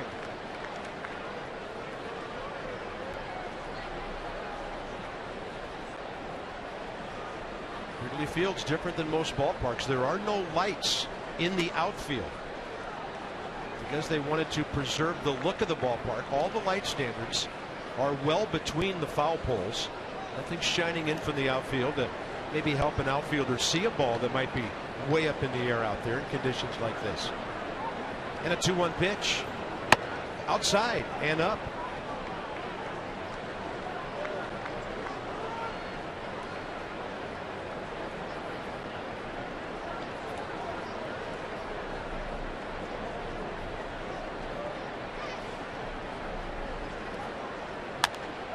Ramos was in swing mode on 3-1. See, that's where you got to have fun with the fog and say, fly ball to left. And you see that shot right there? I think what Denard saw in center field was, I mean, you're not going to see a baseball in that, are you? It's basically making the lights in a situation where you can't pick up the baseball. That's why you use your low beams when you're driving in the fog. Ramos takes the walk. And that's 4 bases on balls by Travis Wood tonight. Cubs have their bullpen busy. Big spot for Danny Espinosa, who's walked and hit hard into a double play. Craig Stammen on the right field side. Scott Hairston comes out on deck. There's Ross Detweiler getting loose. And that's no, it's not. Other side. Oh. Can't see. Target into Espinosa.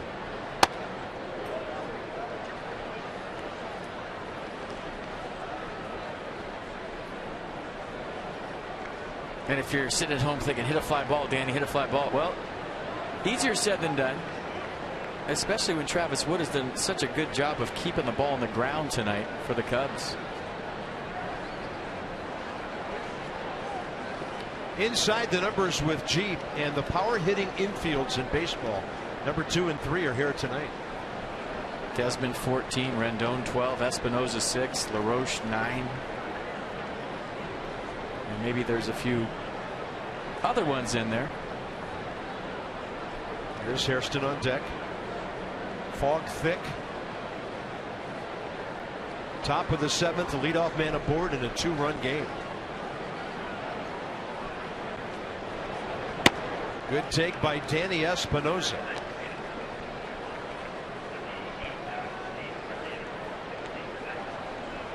Tee it high, let it fly.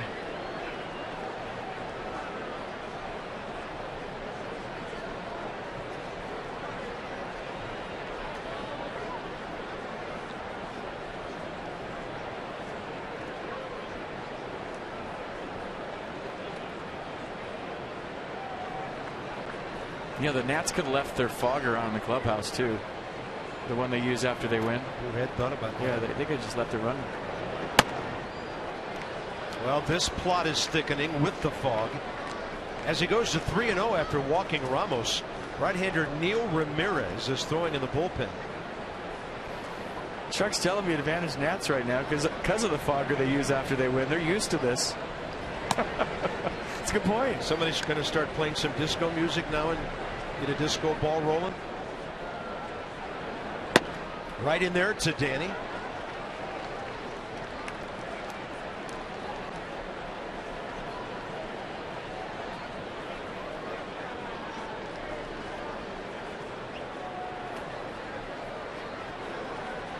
Three balls, 1 strike. And he walks him on a pitch. Boy, that misses by plenty. He has walked 3 of the last 4 Nationals. And Rick Renteria has a quandary right now. Well, that kept Doug Fister in the game. He pulled Scott Hairston back. Doug Fister walking to the plate, and he's going to try to bunt Wilson Ramos to third base, and that's not an easy thing. Ramos, first day back off the hamstring. This has to be a perfect bunt by Doug Fister to get the Buffalo to third base. And this doesn't mean Fister's staying in the game to pitch. Often a manager will do this. It's a good call. He'll leave him in to bunt and then still call on the bullpen. And keep his bench at full strength. That's a good call. And then if the Nats score to tie the game or take the lead, you've really got the bonus plan for the pitcher. It's not as easy left on left to get a bunt down. I'll say that. Doug Fister's been good against right-handers. We'll see what he does right now against Wood. Yeah, you'd hope he could push one down the third base line. Boy, Rizzo right in his face. Look where Anthony Rizzo is. So that's perfect. Look at that. Valbuena waited an extra hop or two to make sure it wasn't going to go foul. And Doug Fister with a brilliant bunt to put the Nats in a position to tie this game. Boy, I mean, it's the only place he could have bunted it. Anthony Rizzo was right in his face. And it wasn't an easy job, folks. That is big-time stuff from Doug Fister, helping himself out and helping the ball club out. For a number of reasons, the defense is right down his throat. He bunts it exactly where he has to bunt it to get Wilson Ramos to third base, who doesn't run that great, especially in the condition he's in. Valbuena could not afford to let that ball take one more bounce. Boy, you got to make that work. That was a beautiful bunt. Denard Span double last time, scored on the Rendon base hit, tying runs at second base. It's a big part of his last start too, the bunts he got down against the Braves. Complete package. And you know what a great mental accomplishment by Fister, knowing basically he was out of the game. But no, we're going to have you bunt still. So you're in the game for one more at bat. Well, he may still be in the game. Yeah, let's see if the guys, they might score and take the lead. You never know. Or tie it. And Span will look at that one to the inside edge. Counts even 1-1. He has walked at one point 4 out of 6 hitters. So the Nats need that one big hit to make it really hurt the Cubs.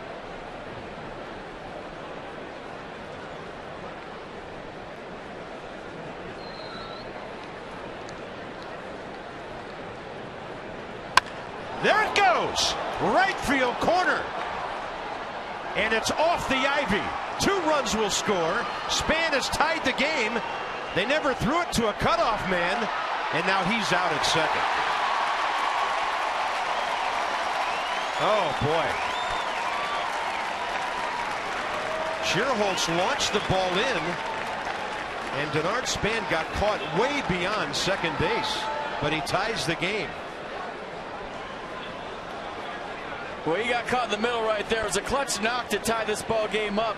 But the reason this game is still tied has been the base running of the Nationals tonight. And I don't know if Bob Henley brought him to third base or what, but Schierholtz throws this ball to Anthony Rizzo. And Rizzo backdoors Denard Span. Span started to go to third base, then held up, couldn't get back in time, but a clutch knock nonetheless by the Nats center fielder. Well, walks brought about the end of Travis Wood's evening. A call on the right-hander, Neil Ramirez, to face Anthony Rendon. So instead of the lead run on base, 2 outs, Denard Span ties things up.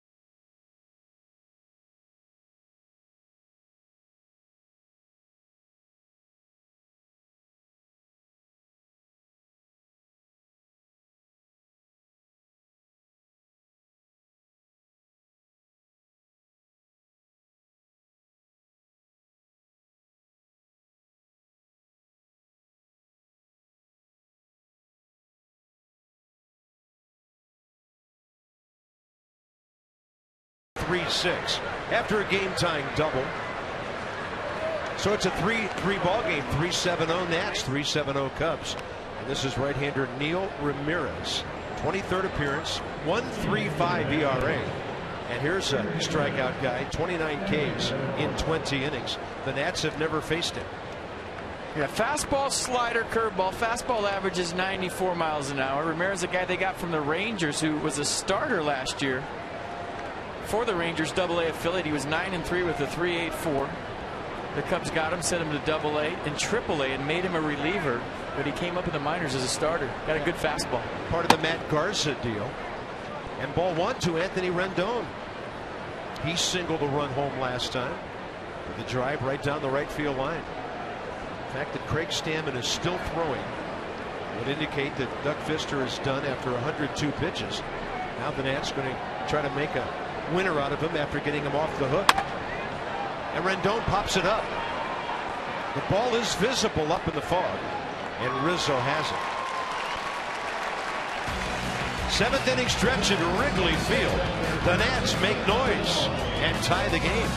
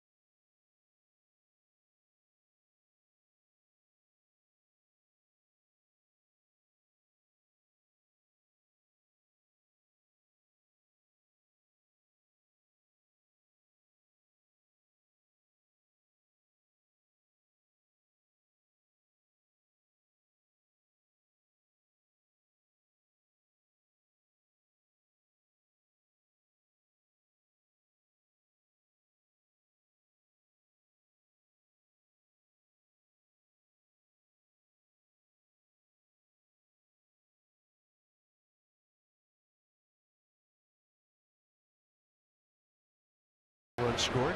Craig Stammen against the bottom of the Cubs order. Nate Shearholt's first, bottom of the 6th. Numbers don't lie. The man's done a great job. Fastball away, out of play. First pitch. 4-seam fastball, 2-seam fastball, 91 miles an hour, slider, curve. Combination is his off-speed pitches. I'll tell you what.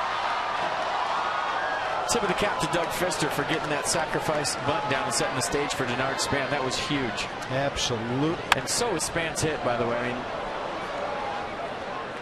got confused on where the ball was being thrown to. Took too big a turn around second base, but the hit itself tied this game up. And batting average with runners in scoring position, to me, is the biggest stat going. It's really the only one that matters when you think about it. Well, we saw how it influenced Matt Williams managing in the 16-inning game the other night, didn't we? Well, I'm sold after talking to Mike Matheny and seeing how Matt Williams is using it. It's a stat that we throw out there a lot, but it's probably the main stat a lot of managers are going with now to determine who they pitch to and who they don't. Nate Shearholt's 2 for 5 career against Craig Stammen with a double and a base on balls. And Craig just dives one right under his bat there. And an angry Shearholtz knocks his spikes with his bat on the way away. Pick 3 games, get a 4th free, plus a new era cap with the Summer Catch 4-pack. That sounds like fun to me. Visit nationals.com/summer to get your pack today. Free game, free hat, I'm in. If it's free, it's me, and I want 3. Spoken like a true broadcaster. Here's Darwin Barney. Perfect sinker at the knees from Stammen. Barney 2 for 3 career against him with a double. And Chris Coghlan on deck. In a tie ball game, as FP mentioned, Matt Williams keeps his extra men, and that's more important now because for the last 2 games he's been a man short since the Nats let Greg Dobbs go to bring up another pitcher for the bullpen, Taylor Hill. So good point. Rick Renteria is down to 1 guy other than his backup catcher after Coghlan bats in this inning. That ball to left. Zimmerman can't get there. And Darwin Barney will motor into second base with 1 out here in the 7th. Ball well hit. I don't think any left fielder catches up with that one. Yeah, and the route is irrelevant. It's a double either way unless, you know, he gets close enough to catch this baseball. So a good gamble right here on the slider that's hitting the left field by Ryan Zimmerman. Small ballpark. You just got to hope that that doesn't get stuck in the ivy. And if it does, you throw both hands in the air. And the umpire comes out and checks to see if you're telling the truth or not. Inside the numbers with Jeep. Nats bullpen with a 2.41. It's after Hill gave up a couple of runs in Milwaukee yesterday. Cubs not on that list, but they're at 3.14, respectable. And here's Chris Coghlan, who is 4 for 12 career against Craig Stammen and has an extra base hit. Hitting a .193 for the Cubs, and as a pinch hitter he's 2 for 16.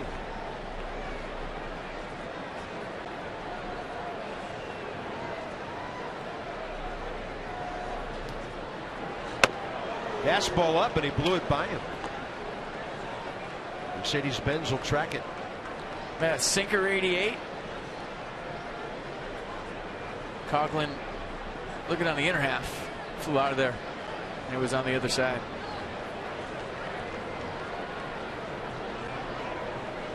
Coghlan, a former Rookie of the Year with the Marlins back in '09. Injury problems the last few years. Knee and a right calf problem last year.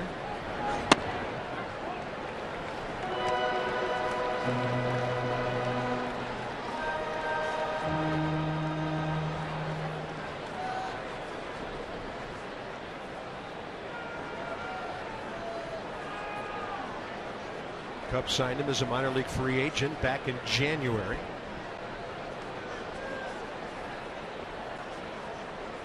Two-1 on a pitch away, flirting with the bullpen in left field, but out of. You know, Doug Fister had good stuff tonight. I mean, he's off the hook right now. But when you talk about how the Cubs scored, Justin Ruggiano with an infield single that moved Anthony Rendon back. The throw went way up the line. Then Anthony Rizzo with the best at-bat so far tonight, 3-2 double down the right field line. Then Starlin Castro, the broken bat single to score 2. So I thought Doug Fister's stuff every bit as good as it was last time out against the Braves. He just ran into some tough luck. Because 2 of those 3 at-bats in the 4th could have been outs. They were good pitches.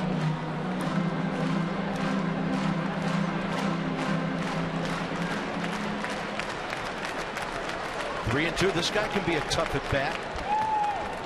Top of the order next with Ryan Sweeney.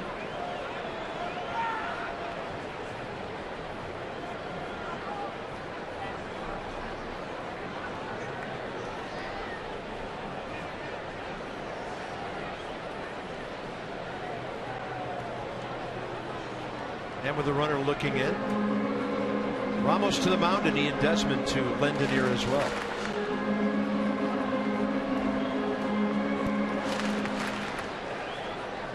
I mean, the only thing Doug Fister might have done wrong tonight was hang on to that curveball too long on the wild pitch for the runners to advance. But other than that, another quality start, another quality outing from the Nats right-hander. 3-2 pitch. That's a good at bat by Coghlan. He never bit on the slider after the first pitch of the AB. 2 on, 1 out. And Sweeney 0 for 3 coming in.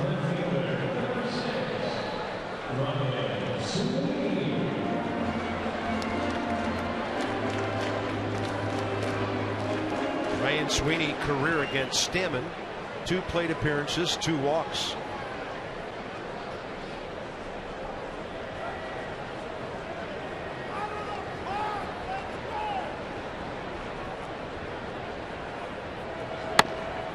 And a good running fastball to the outside edge.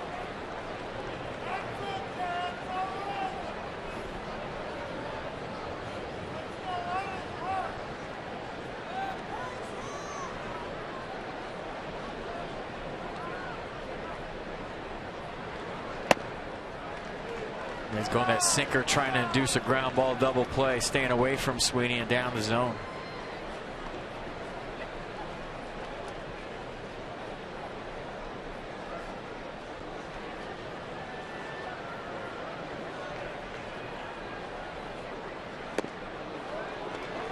Craig not throwing the slider as effectively as he usually does.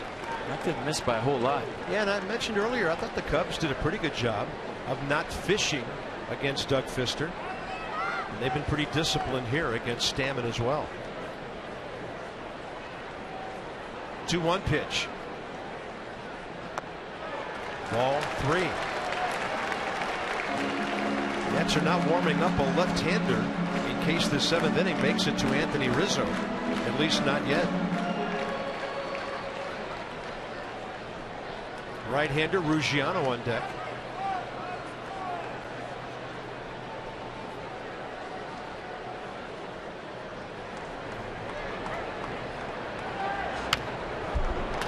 And the count's full.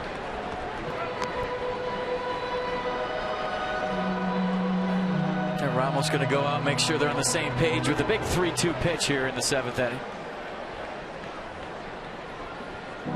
And I don't think the runners are going anywhere.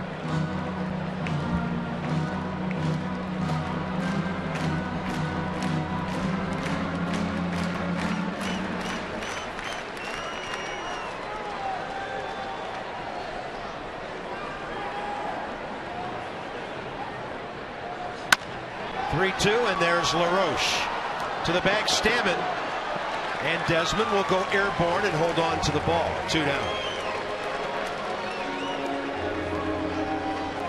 Well, a big strike by Craig Stammen right there to get the out.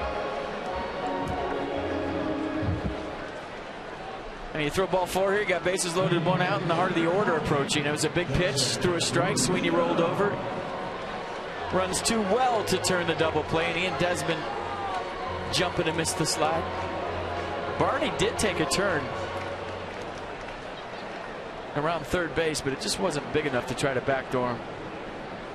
Justin Ruggiano, 5 for 8 career against Craig Stammen. He goes with the slider and misses just outside.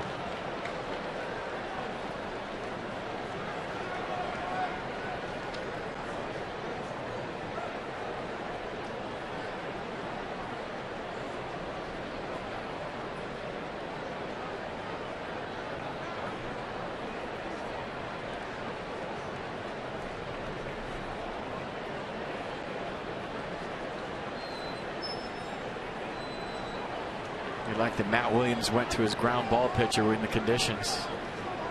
You want Stammen on the mound to get some ground balls because it's not a time when you want to pop up.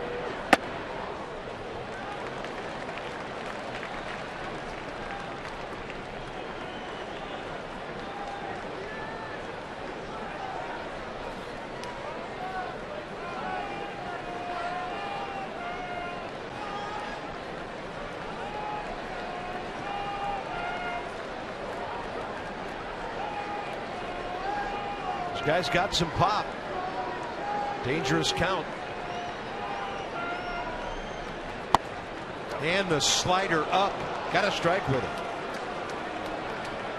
Well, take the strike, but that's not where Craig Stammen wanted this pitch. Ruggiano looking for a fastball, got the slider, and I think the change of velocity fooled him more than anything, but that was up there, and it was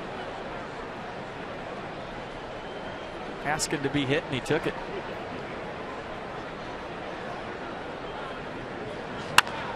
And a fastball, base hit. Cubs take the lead.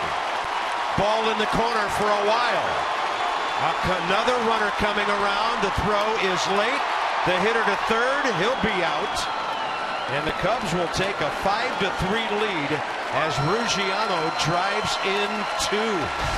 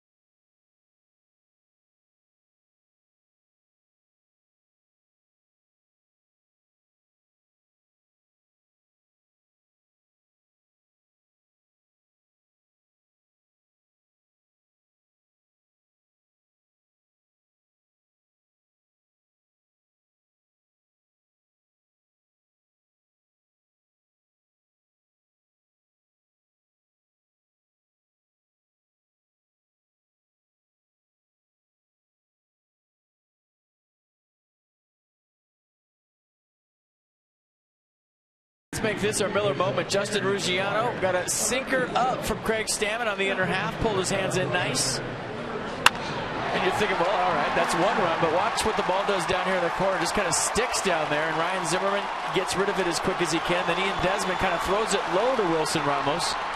Gets caught up in the grass, and that allows the trail runner to score. So a 2-run, 2-out double from Justin Ruggiano, and the tag play by Rendon at third base.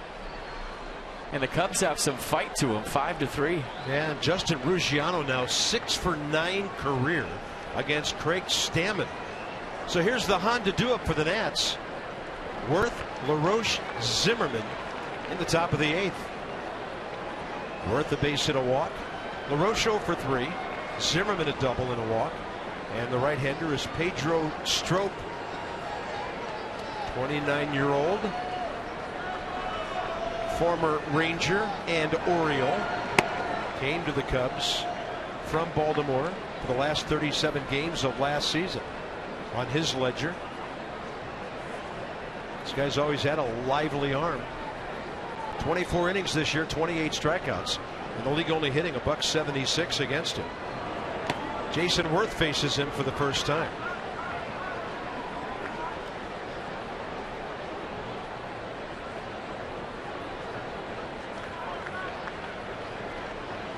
Yeah, 11 walks in 42 and a third inning, 34 strikeouts. The league hitting 176 against Strop. And he promptly goes 3-0. Yeah, he's got a big fastball, like you said, Carp always has, 95 miles an hour. It's just a matter of him throwing strikes or not. When he's in the zone, he's tough.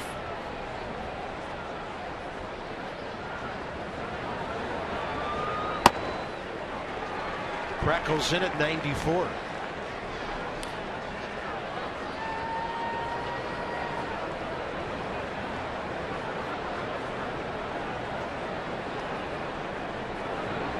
And Worth will top that one.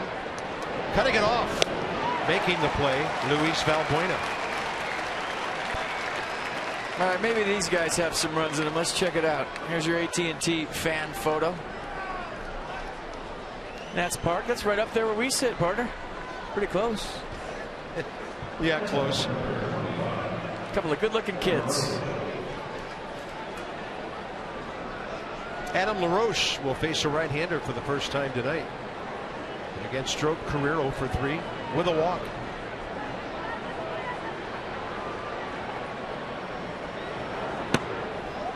showed bunts. Got Starlin Castro on the move, but he's so far away, wouldn't have made any difference. Down by 2, it's not a bad move.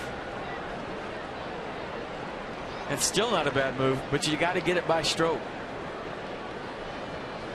It's still there if he wants it.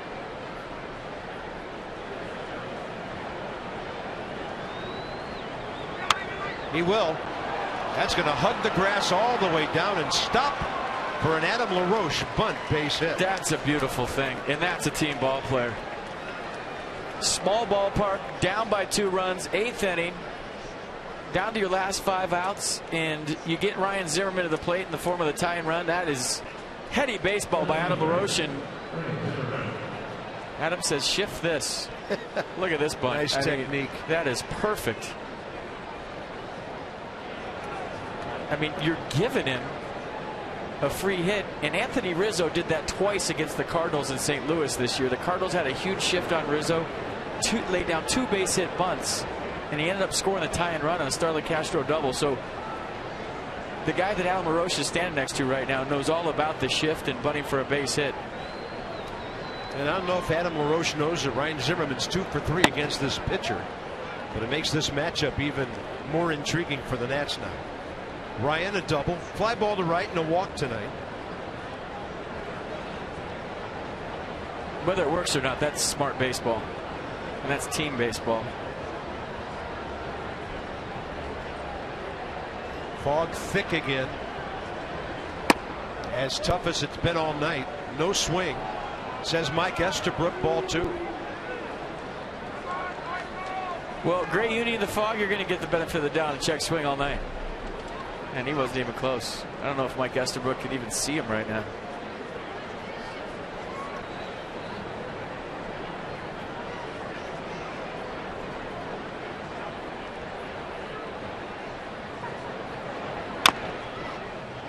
Pass ball tailing back in. Ryan topped it. To the count 2-1.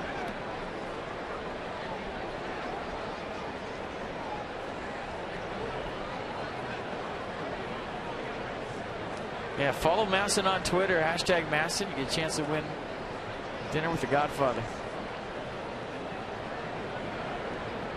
In Chicago, in the back of the restaurant, facing the door.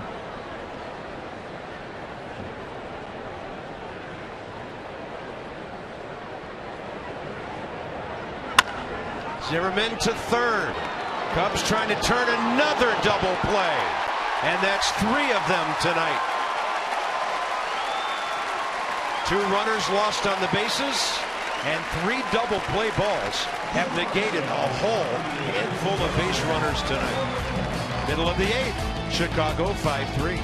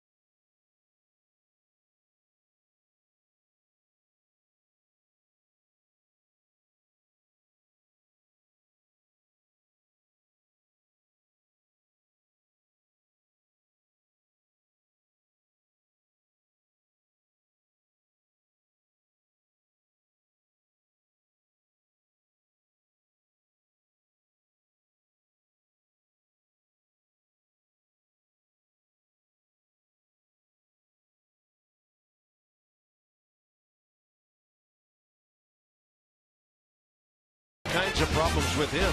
He's 6-0 career at 8 starts against Washington. Tanner Roark for the Nats, pitching not far from home, Wilmington, Illinois. A good part of that town will be here tomorrow. And he got a win against the Cubs here last year. 3:30, Nats Extra on Masson. First pitch, 4:05. Game 2 tomorrow. Craig Stammen still on the mound. Yeah, remember last year the whole city was out in the right center field bleachers to see Tanner Roark. And they were having a good time. I think it's the understatement of the year. And hopefully they'll all be out there tomorrow night too.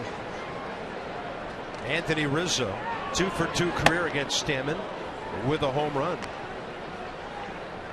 So there aren't many ball clubs, but the Cubs are one who've had pretty good success against Craig.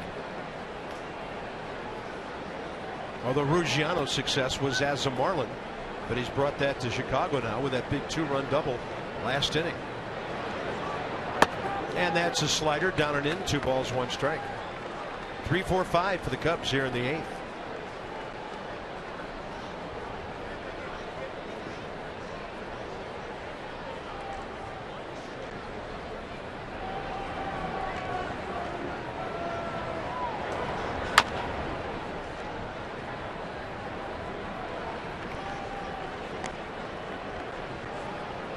Oh, you want it, you need it, and I know you have it. MLB.TV Premium, the #1 live streaming sports service, celebrating 12 years. Join the millions and billions who have it to watch every out-of-market game live on over 4 million devices. And a ball lifted to left for Ryan Zimmerman. Castro, Valbuena, the next 2.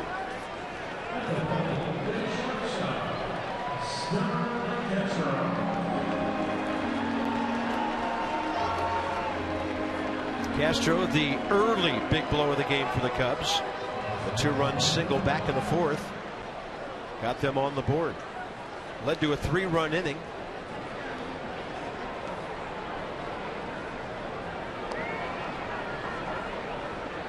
Starlin Castro having a better year this year because they're letting him be a free swinger. I think they tried to mold him into that Theo Epstein, Jed Hoyer thing of taking pitches and working counts, and it didn't work for him last year. So this year they're just letting him go up there and be himself, and the numbers speak for themselves. Rough year last year for Castro, but he's rebounded nicely. And I watched him take grounders at shortstop.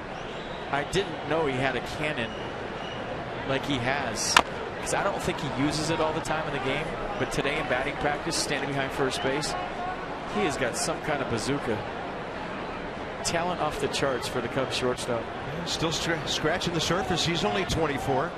That's the thing about the Cubs, and their minor league organization is like this too. It's almost all position players. They are sorely lacking for pitching depth in the organization. That ball launched high in the air to right center. It's coming back to Jason Orth. He has it for the 2nd out. That's news. He saw it. The DC area Toyota dealers want to help children and their families by making a donation of $37 to the Children's Inn at NIH for every strikeout by Nats pitcher this season. The Nats will see one of their young pitchers on Saturday in Game 1, making his major league debut. A young man from Oklahoma named Dallas Beeler. He'll take on Gio. And then Jeff Samardzija, Blake Trinan in the nightcap on Saturday. Beeler.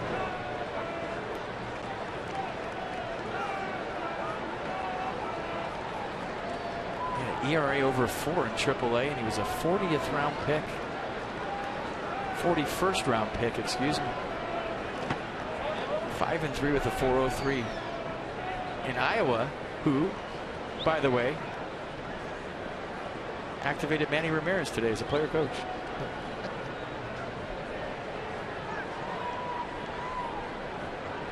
The Cubs said Ramirez not an option for the big league club, that he will play part-time for Iowa. Are they hurting at the gate? And assist the team's younger hitters as a coach, and definitely work on cutoffs and relays with the outfielders.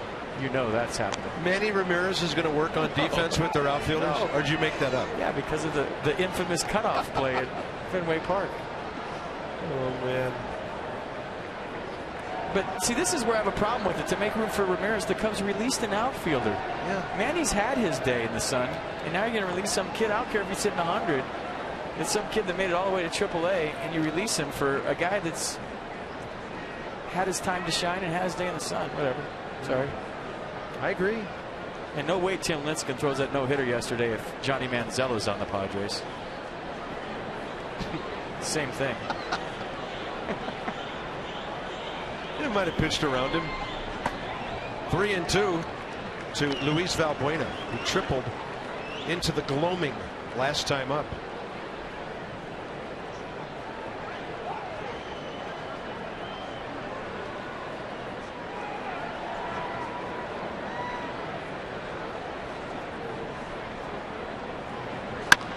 Tailing fastball, and it's out of play left side. Fog started to lift a little bit. It's not as low as it was a couple innings ago. And I think the vision is fine in the outfield. You can see the flags again. No sign of any skyline toward the lake beyond right field.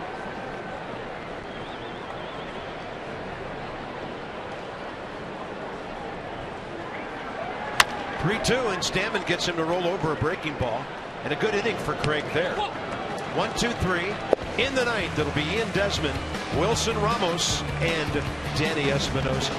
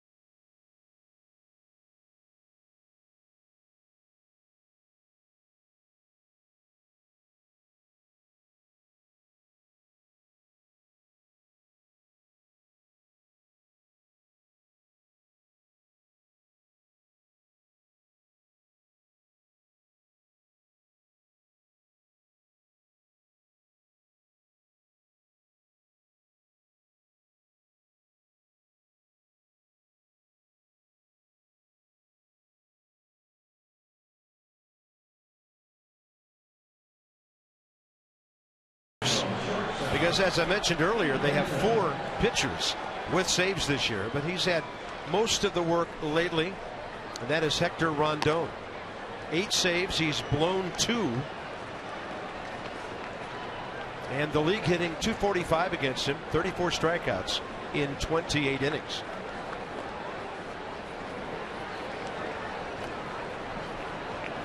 .45 games out of the bullpen without a save for the Cubs last year. Used to be Cleveland property. Cubs took him in the Rule 5 draft 2 years ago, and here he is closing games at the big league level. 95 miles an hour on the fastball for average, slider 82, and throws the cutter a lot at 91. So everything out of his hand is hard. Doesn't have a changeup or a split to keep you on your heels, so look for something out over the plate and go to work. And that ball caught backhand. Probably take a strike. So Ian Desmond has taken 2, and he's well ahead in the count. He's 0 for 1 career against Hector Rondon, 26 years of age, from Venezuela. Big power guy on deck who's off to a great start in his return to the big leagues tonight, Wilson Ramos. 3-0.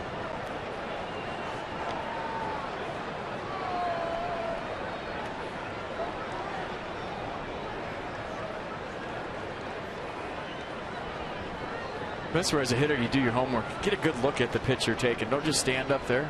Get in your stance, try to time it up, and put some info in the computer,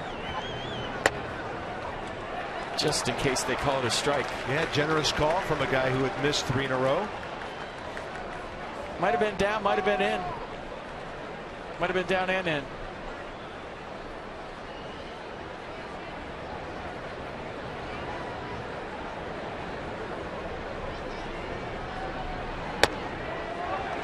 Elevated that one a bit, 95, and the count goes full. Yeah, Desmond taking on the way. I like it. You could get a fastball right here, you'd think. He does, and it's out of play.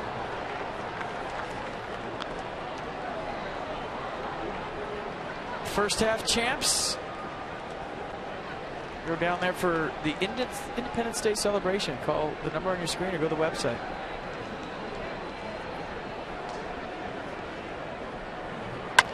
Desmond up the middle. It's a race to the bag. Castro got it.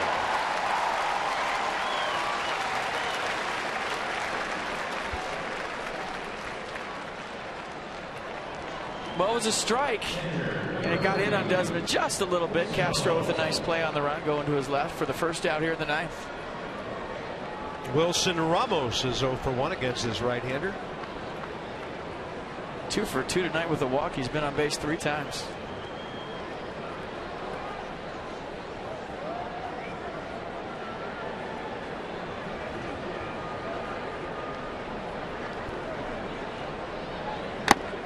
Fastball up at 95, and Wilson tipped it.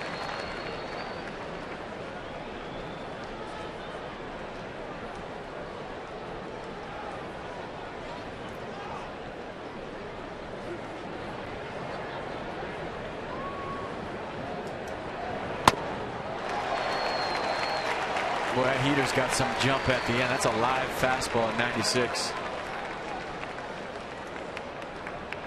When he took the mound, I had to do a double take.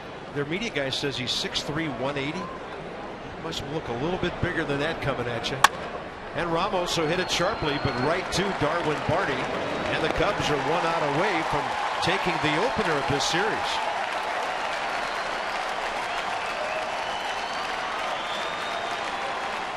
$28,867 paid tonight.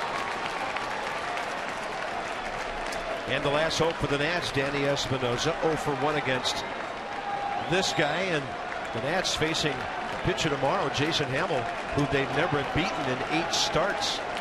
He's 6-0, 10 a Roark will go for the Nats. So on deck, Nate McLouth, and Danny Espinosa has to keep this going.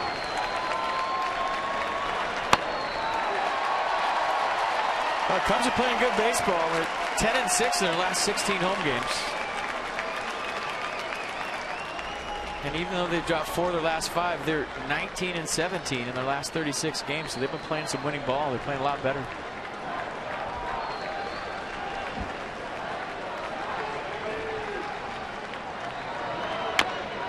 Point is, it might not be as easy in a series as you thought it would be. They're playing much better.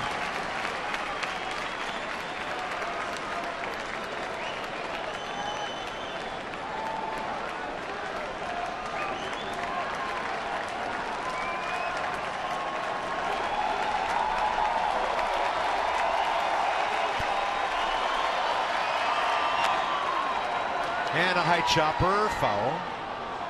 Rondon goes Fister mode and chased it into foul ground. I like the effort.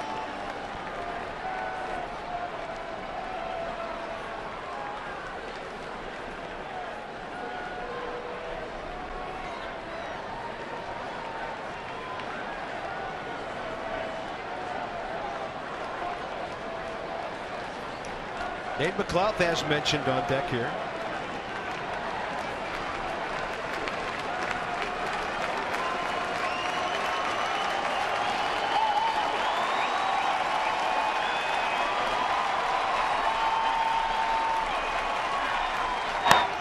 And Danny Espinosa strikes out. It's over.